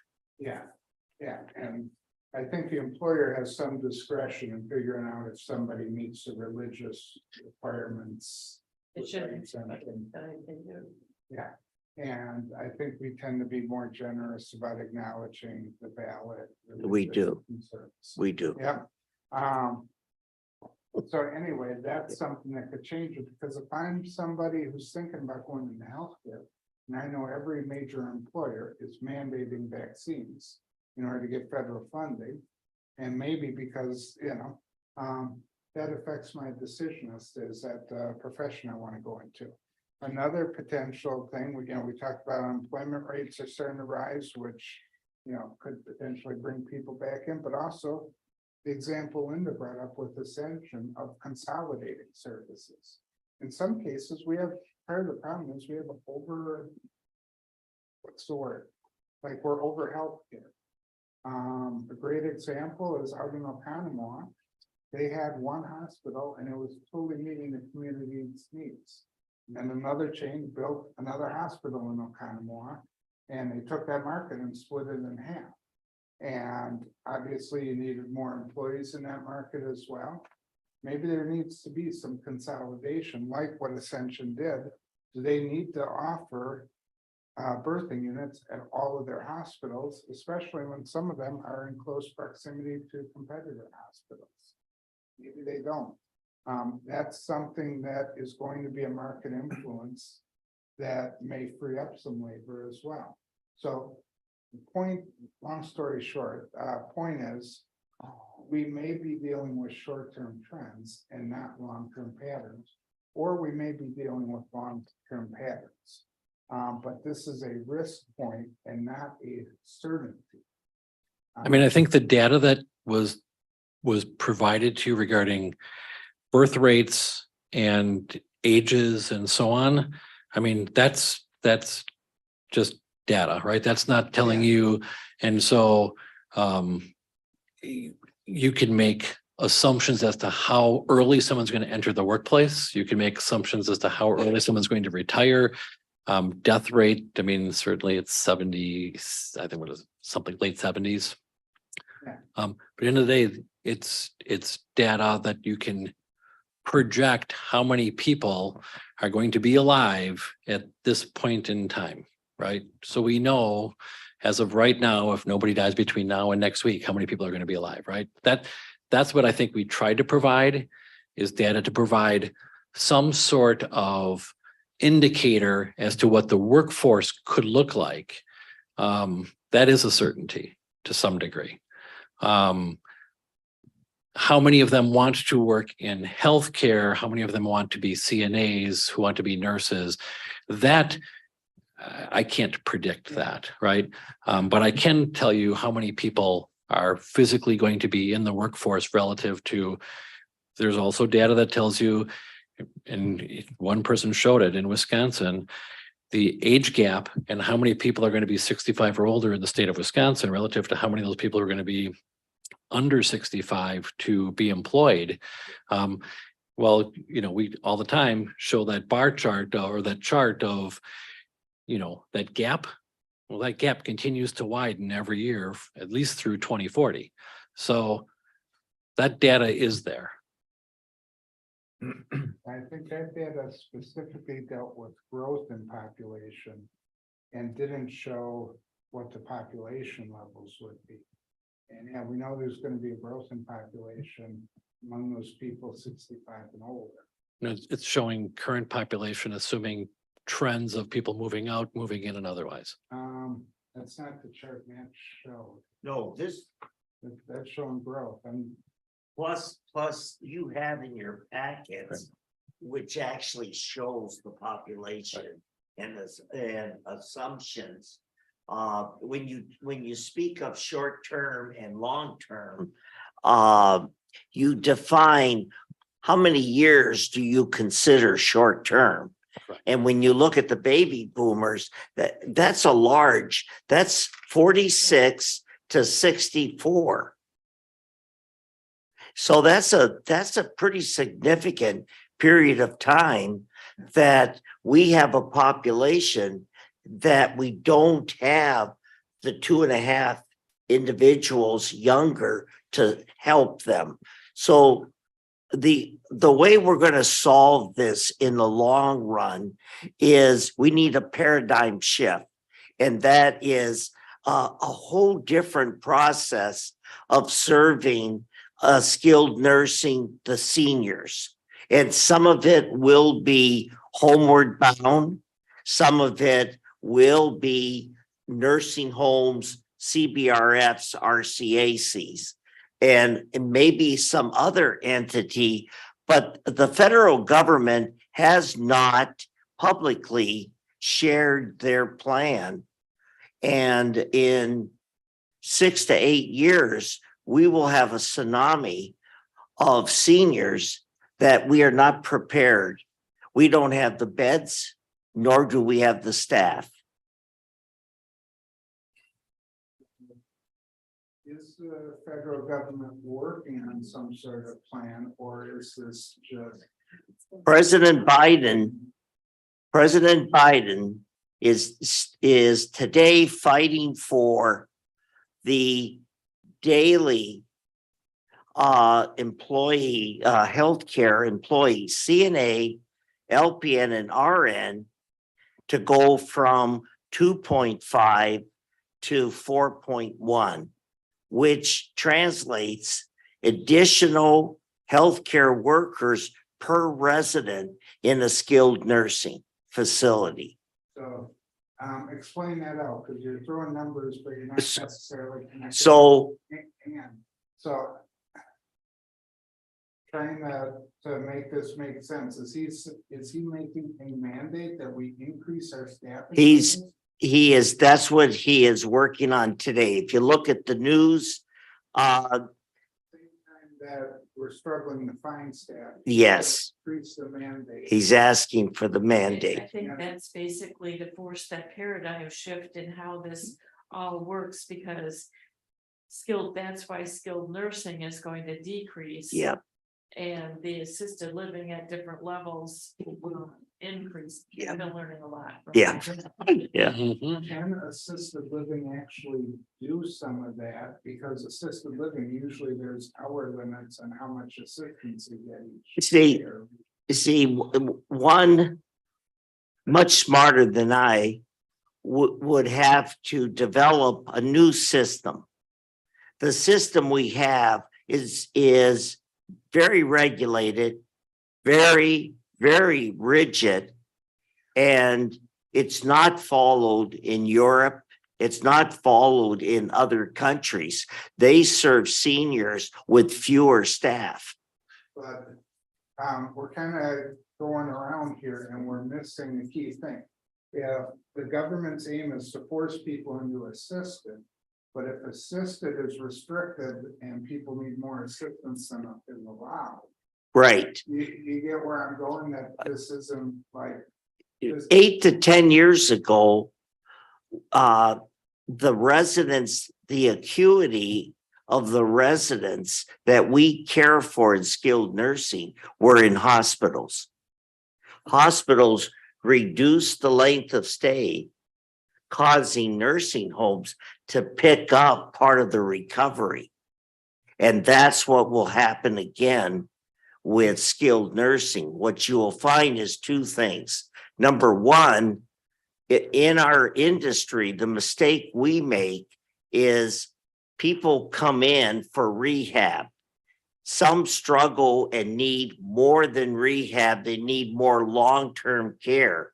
What we don't do is at some point discharge them to assisted living when their crisis is over. That's one major facet that will have to change. We have today across the nation residents sitting and being cared for in skilled nursing that could very well go back to an assisted living and be served safely. We have that at Samaritan right now.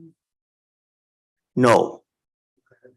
Once in a while, we'll have a person, we had one today we discussed that could go back to assisted living, but is looking, just scheduling surgery. which will come right back into hospital and then so, but in the long run, there are.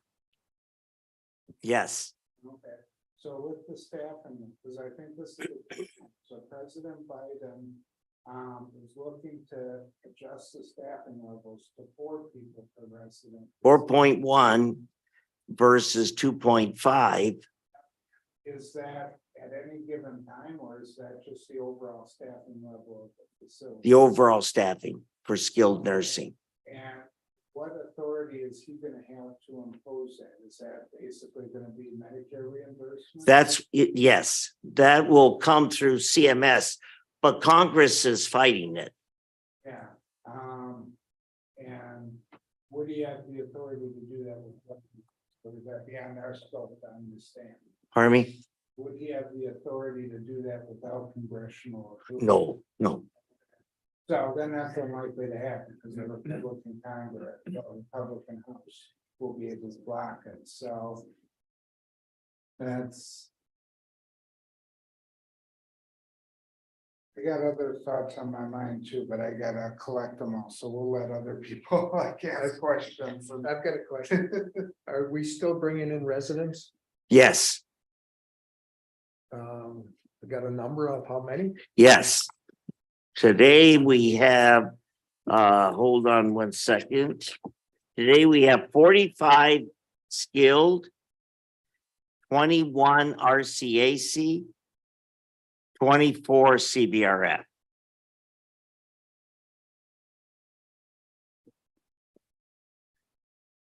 I've asked the staff for skilled nursing to maintain 48 as the number. That was well, It does. Yes. It'll, I don't want to go too low or we can't afford the staff. If we lose staff, we'll probably not get them back. So, and the staff we have are doing an outstanding job, and the admission people are doing a fantastic job bringing in rehab, which are additional dollars for us. It also says a lot about our staff that our turnover, the statistics that they showed us, despite the fact that the future of the Samaritan is a little bit up in the air, or a lot up in the air. Our turnover is less than the average. It's commendable. I mean, that's just so awesome that, I mean, you guys are doing a great job in retaining, and the residents love them, and I really want to keep them. How many job vacancies do we have right now in Samaritan? Probably 61 or something. Yeah, I don't know that I could answer. Yeah. So how many positions are there overall? I mean, if you were running it at the capacity that you want, how many is the ideal number total of positions? It's very difficult. I can come up with an answer. I couldn't right now. We would probably shoot for, with our current building, probably 60 to 75. We budgeted 75 for 22 and 23. And we're finding it's just not possible. We certainly can find the residents, but we don't have the staff. And it'd be astronomical to continue to support financially. So 48 seems to be a better situation, but we're losing with incentives. We're losing a lot of money, as Todd Scott had shown you. Plus, every 2 weeks, the last 2 pay periods, that's 4 weeks, we spent $65,000 just for pickup pay. Not counting the $6, not counting what he showed to you on that list. So it was just the start. So we are bleeding money. Want to make sure I understand these numbers. We said there's about 60 openings right now, and we're budgeted for 75 people, so we're looking at 15 employees. No, I believe that what Matt's referring to is FTEs, not Yeah. people. FTEs. And so realize that when we talk about what is our staffing or how many open positions, many of our positions would be part-time. They'd be what we call them limited or point twos, 0.2, where they are 0.5. picking up shifts. Some are 12-hour shifts, some are 8-hour shifts. So it really depends on what the shifts are. But in order to, if we wanted to staff it properly to take care of 48 skilled nursing. We're pretty close. We need at least 60 more. No, We would need 60 to 70 FTEs. So FTE, you understand, right? That's one full-time employee working 2,080 hours a year. But you said we had 62 vacancies. No. 61. Okay. 61 vacancies, but that's with the assumption of 75 our budget with four. Make sure, though, we have 61 vacancies in order to take care of 48 residents. Not 48, 75 our budget. So again, this is all coming off of budget, not Yeah. current staffing. And when we talk about that number of vacancies, many of those would be limited term 0.2 type, right? So they might be working. Right, I got that. Yep. But we're talking about 61 vacancies. And if we filled those, we would be properly staffed to take care of 48 residents. No, 75 I think the residents. numbers Okay, are confused. no, The 75 number is not staff. The 75 number Budget. is patients. Yes, Is resident. for 75 skilled. So how many Uh, staff members would you need to take care of 75 residents? Well, that's what we're talking saying, about. about 61. And how many current staff members do you have? We're close to 100, I think. And I'm speaking of the 31 No, I'm confused. CBRF. And the thing is, because we have, just like we've hired in the last 2 months, about 15 people, but they're 0.2s.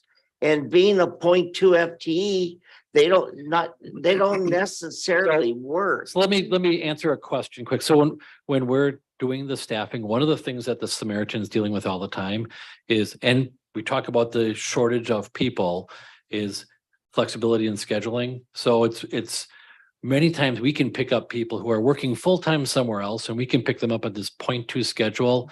The scheduler plugs them in where we have holes and openings to make sure we can operate and be fully staffed. So when we talk about those numbers, again, it's easy when we talk about FTEs, right? One FTE. When we start saying, well, how many openings do you have, or how do you want to staff that? It gets very confusing because what are we talking about? Are we talking about full FTEs? Are we talking portions of FTEs? What is that? Okay, so how many FTE vacancies do we have right now? I don't know. Next time we meet, you'll have the financials and you'll see the assumptions of FTEs per RCAC, CBRF, and skilled nursing. You'll see nursing, direct care, as well as indirect. You'll have it all. These are, It's just a little bit hard for me to get a true sense of what the staffing situation is. You can't tell me how many FTE vacancies you have. You tell me a number 61 vacancies, but some of those are 0.2 FTEs. Yeah. And then I'm trying to figure out, so 61 actual vacancies, regardless of what FTE they are, would get us to be able to take care of 75 skilled nursing residents? Yes. Do I have that right? And 31 CBRF and 24 apartment RCAC, So if we wanted to. fully staffed. If we wanted to stay at 48 skilled nursing residents. Yes, how many of those 61 would we not? need? I'd have to calculate. I don't know. And For the amount of residents we have now, yes. are you understaffed? Yes. And we're understaffed because of two facets. One, the 0.2s or slightly more FTEs, individuals need to work additional hours. When they work additional hours, they're paid pickup pay. This is why in 2 pay periods, the very last 2 pay periods, it cost us $65,000 in a bonus to have them cover those hours. I think the other thing that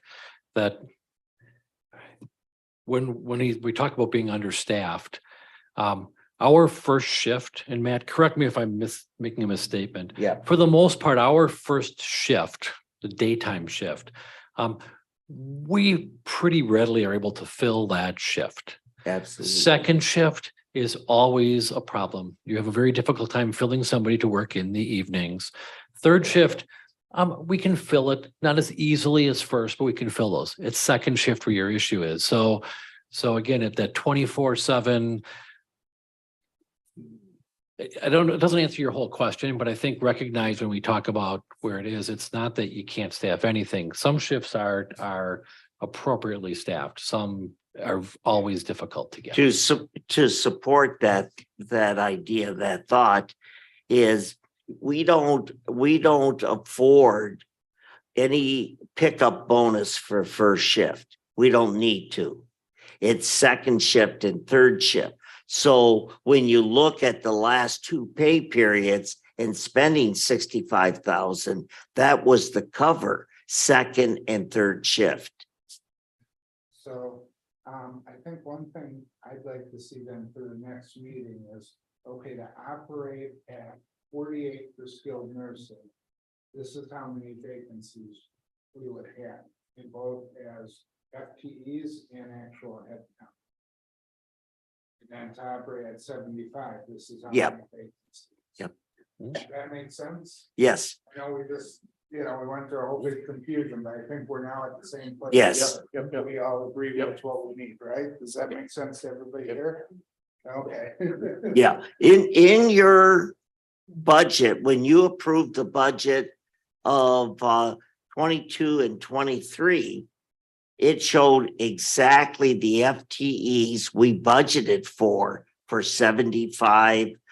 It wasn't 31, it was probably 28 and 23 RCAC. So that's a given number. We have our entire budget based on that. Okay. Other questions, or should we have Paul come up and go through what we want to include, basically bullet point items to include in the final presentation, right? Or Yeah, so in the past, what we've done with these reports is all these PowerPoint presentations are put in there in the appendices, but it's good to have these higher level bullet points in the front of the document so that, what are the key things you heard in the presentations today? And you want to make sure that the rest of the county board or whoever else is reading the report is going to pick up on.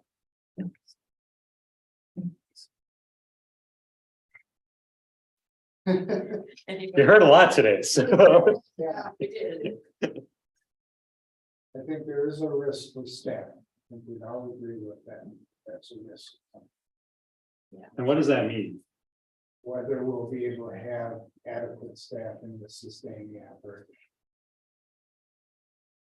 Thank you. Because if we commit to investing a whole bunch of money and then the staffing situation gets worse in 5 years.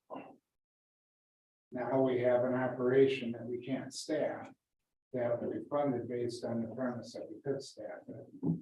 Yeah. The one thing that keeps sticking out in my mind is that using the staffing from the Philippines, if you decide to go that route, you're waiting 2 years before you get any people here. That's a Well, long time. we can shorten that somewhere between 12 and 16 months, but yeah. That's that still a long is- time. Yeah, Yep, a lot Yeah. can go bad waiting for people then. yeah, Yep. yeah, agreed, yeah. So there's opportunities, but there's a big timeline. Yeah. So, But still, that is a good safety net for us, for staffing, even Mhm. it, you know, it takes longer than we wanted to, and, but still, at least that's something. That would be a safety net.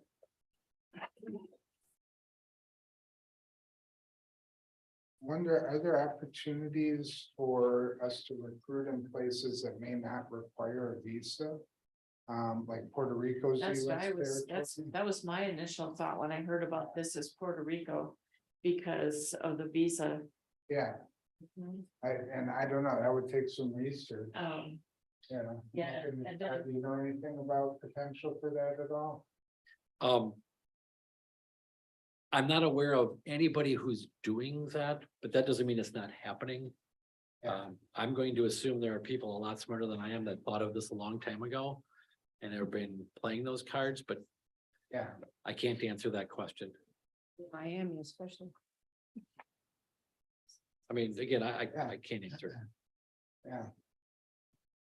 I think there's a risk in the staffing formula of their employee pay. The ARPA funds will go away, they're temporary, so the incentives, the whatever else you're calling them, the differentials, whatever, are gonna go away. Is my understanding 24, you have to appropriate, they have to be used by 26, that sound right? You have to use by 27, I believe, but 24, we have to have the final plan.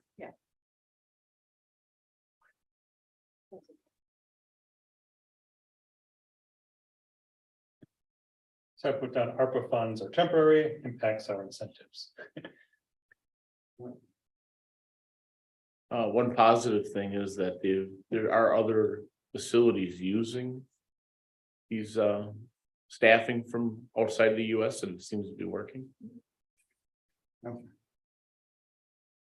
Yeah, and enough more time will go by and they'll gain more experience and we can learn from their experience.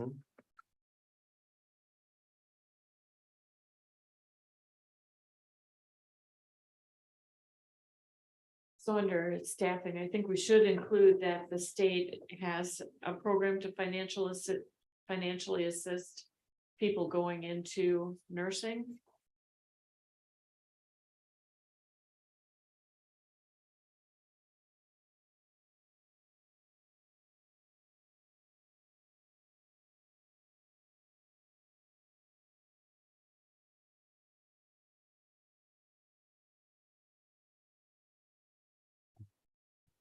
And also that Carroll College is interested in using the Samaritan for clinicals. And if Carroll College, which is in Waukesha, is interested, there could be others. Doesn't UW Washington County have a nursing program too? I know they Well, do. they're part of UWM now, so yeah, they would have nursing. Yeah. I'm guessing Marine Park does. Yeah. So, Marine Park is already yeah, clinicals there. okay.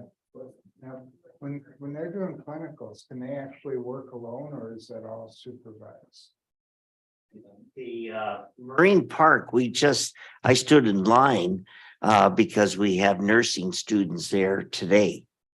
And they have a professor, sometimes two, sometimes one, that accompanies them. Yeah. So I don't know how many today, but there were 5 that I was in line with. Well, Right, effectively, they help our staff in situations. right. And when I talked to the person from Carroll College and she talked about this, she said that there would be a possibility of like, that we would be able to use those people for special projects. and things like that too, within the Samaritan. I don't know if that would come into play. I don't know, but I thought it was interesting. But, okay, what else do we want to make sure we share with the main group, with the full county board?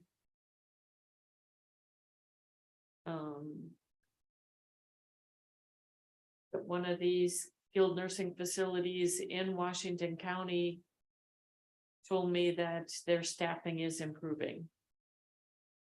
I think the staffing may be improving, is maybe the way to put it.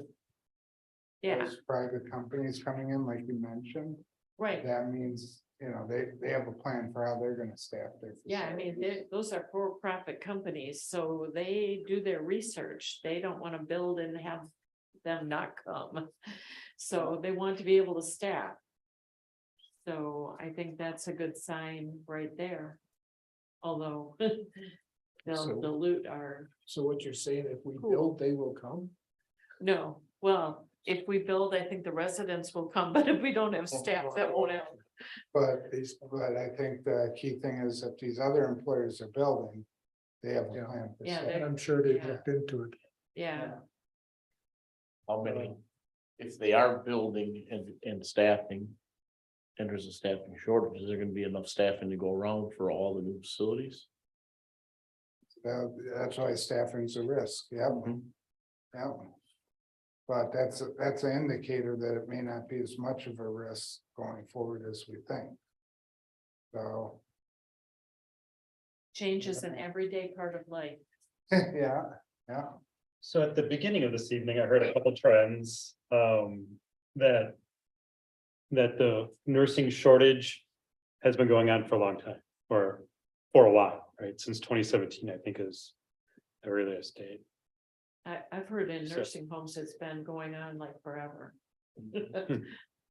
As far as, because they're not the first choice of fresh grads anyway. Yeah, that's another point that was brought up that was interesting.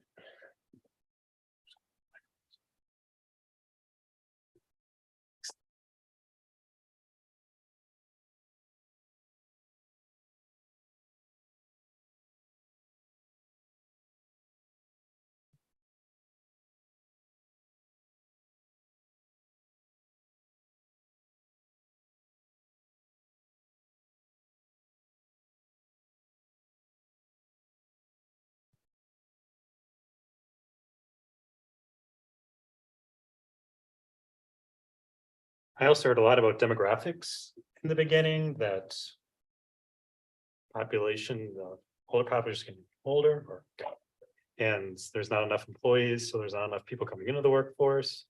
What was the phrase that was used? It was a demographic issue, not a work or Yes. economic issue. Right. With the boomers coming up and not enough people behind us. Yeah, Well, we know the boomers are a population bubble. yeah, So, you know, soldiers came back from World War II and had big families, so. that's why there need to be strategies to get through that bubble. But that's where, so should we include on this how skilled nursing is going to decrease? Assisted living or other and at home, those options are going to increase. And that should basically reduce the staffing needs.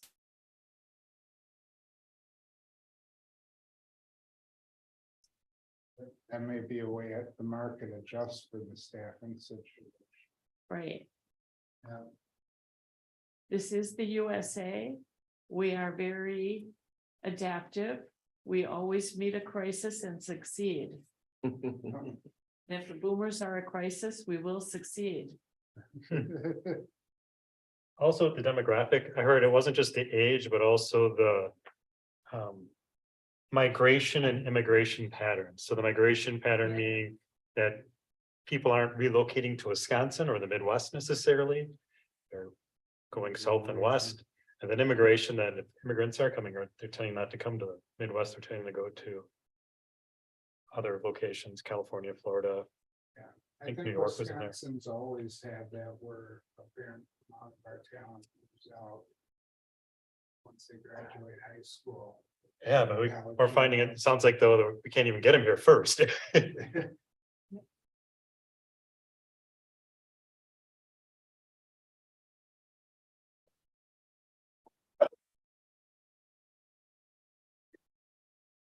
That whole the birth rate is. Yeah. Down, trending down.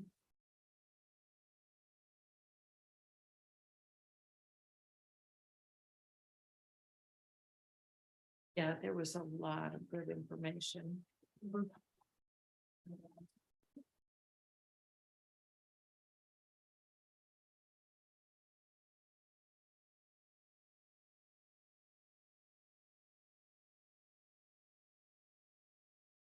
Another area I wrote down was the turnover, staffing turnover, 1/3, and then the whole like competitive nature of these positions of. You always have to be like. Above the average, it seems like, right? Otherwise. You don't attract employees or keep the ones you have. And it's expensive to keep retraining. I would think that's a huge cost. Well, A part of fixed cost. our turnover problem is the fact that they don't have job security right now, and yet our turnover rate is lower than the average, so. Having worked at some more on the assisted living side. Turnover is always an issue and you're always training. It's just kind of a constant cost. That doesn't go away. Yeah, maybe in a tighter labor market, you have a little bit more. Maybe when unemployment's really high, you have a bit less because people need to stay in their jobs. They can't move easily. But it's kind of a constant.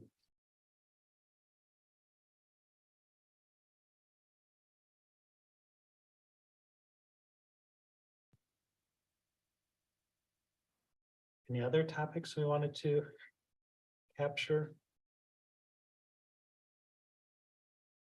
If not, this is a pretty good list. It's a big issue.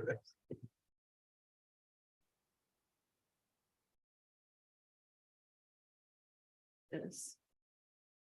But how long do we want the final presentation to be? We're gonna have so much information. Yeah. We'll probably have to create an executive summary and then the And details. then, Yeah. yes, In the past, we've had an executive summary with like this type content and then like all the presentation you receive has appendices in the back. So the document is lengthy, but everything is there. It's summarized. And I'm assuming that's what we're gonna, what we're shooting for this time, but if you want something different, let me know. Just kind of more procedural. So the presentation is going to be given to Human Services. Or to Human Services and then to the full board. We'll go to human services and then to the full board. So the full board will get the full presentation. Yes, the motion at the county board meeting, when you guys created this committee, was to present to human services and then the county board afterwards. yeah, that's what we did. For better or worse, that's what we did. And then we're gonna be meeting in 2 weeks. I think that's already scheduled, right? Yeah, 27. Yeah. She'll have the next meeting date. She'll announce it. And after that, we're gonna create the presentation in another meeting. No. Or Linda will just. Linda will work with Paul. And then Matt as well to create that report. Okay. All right. So at the next meeting, are we effectively then making our recommendations as well? Then Or once, do we need another meeting? when we have that presentation put together, then it will be emailed to each of you. And each of you will have the opportunity to review it and give your input. If you think anything should be changed, if you have questions, you know, whatever input that you would have on it. And we can go back and massage it. That's kind of the plan at this point. Okay. And the Um, 28th is the financials that we're hearing, right? Yeah. The 27th. I mean, 27th, yeah. Yes. Yes, but just kind of making sure, so we're gonna have the meeting on the 27th, the other financials. Yes. The presentation is presumably gonna have some recommendations from our committee. Are we going to be voting on those and making those? Your motion that you guys made was not to have a recommendation. It was to basically present the strengths and limitations of each of the options. That's what the motion was. I mean, if in the end you guys have a recommendation and you want to talk about a certain recommendation that you want to make at the next meeting, you can do that, but that's not what you guys were tasked with. You guys were tasked with looking at the strengths and limitations of each of the options that are out there. So I would think that in between there, if we want to make a recommendation, we should be able to add a short meeting, right? Yeah. Where we would be able to discuss what that recommendation would be. Backing into it.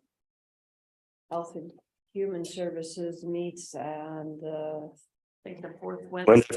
if you're gonna have another meeting after that 27th, you're gonna have to do that one pretty quick after that, because you're gonna have to report to Human Services, which is March 22nd.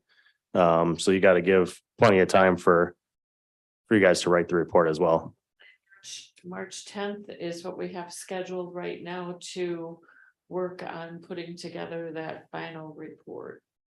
So we would want to get that emailed out. I don't know how the timing of how much time it takes to put that together. But yeah, the timing would gets a little tight in there.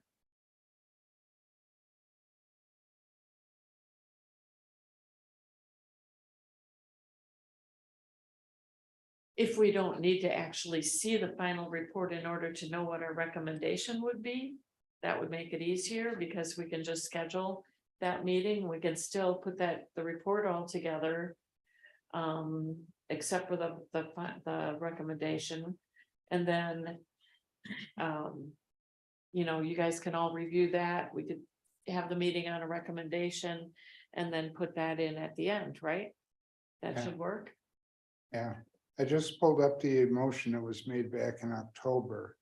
And what it says is to direct the county board chair to form an ad hoc committee to study options for the Samaritan and report findings to the Human Services Committee. And that's all it says, report findings. Findings could include a recommendation. So in my view that, so if we want to make a recommendation or two, we could. Mhm. So. I'm leaning towards it. Agreed. I agree. Yeah, okay. So maybe we need another meeting after the 27th and where we can talk about everything we've gone over and try to figure out what that recommendation should be. And, I don't know if we'll all end up agreeing on what that'll be or not, or, but.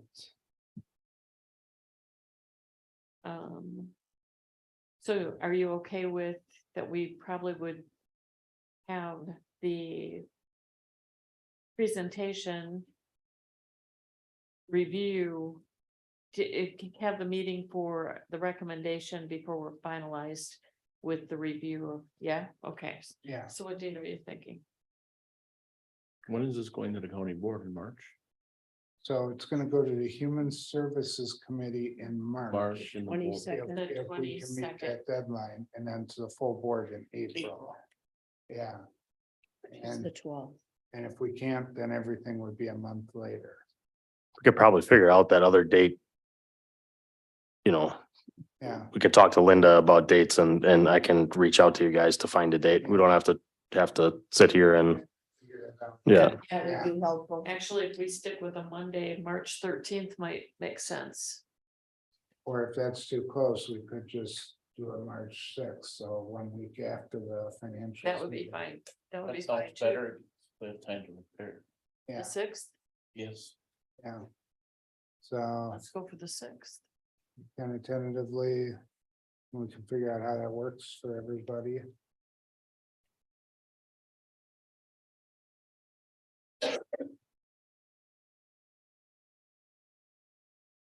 Works for me. Make it work. Minute. Let me see there. March 6th. I said he can call people then. Yeah, if somebody has a Figure it out, conflict, yeah. we can figure it out, but otherwise we have. Actually, I have to pick up my granddaughter from school at 3. Okay. Oh, Why don't we just work on a date as the week goes on here? yeah.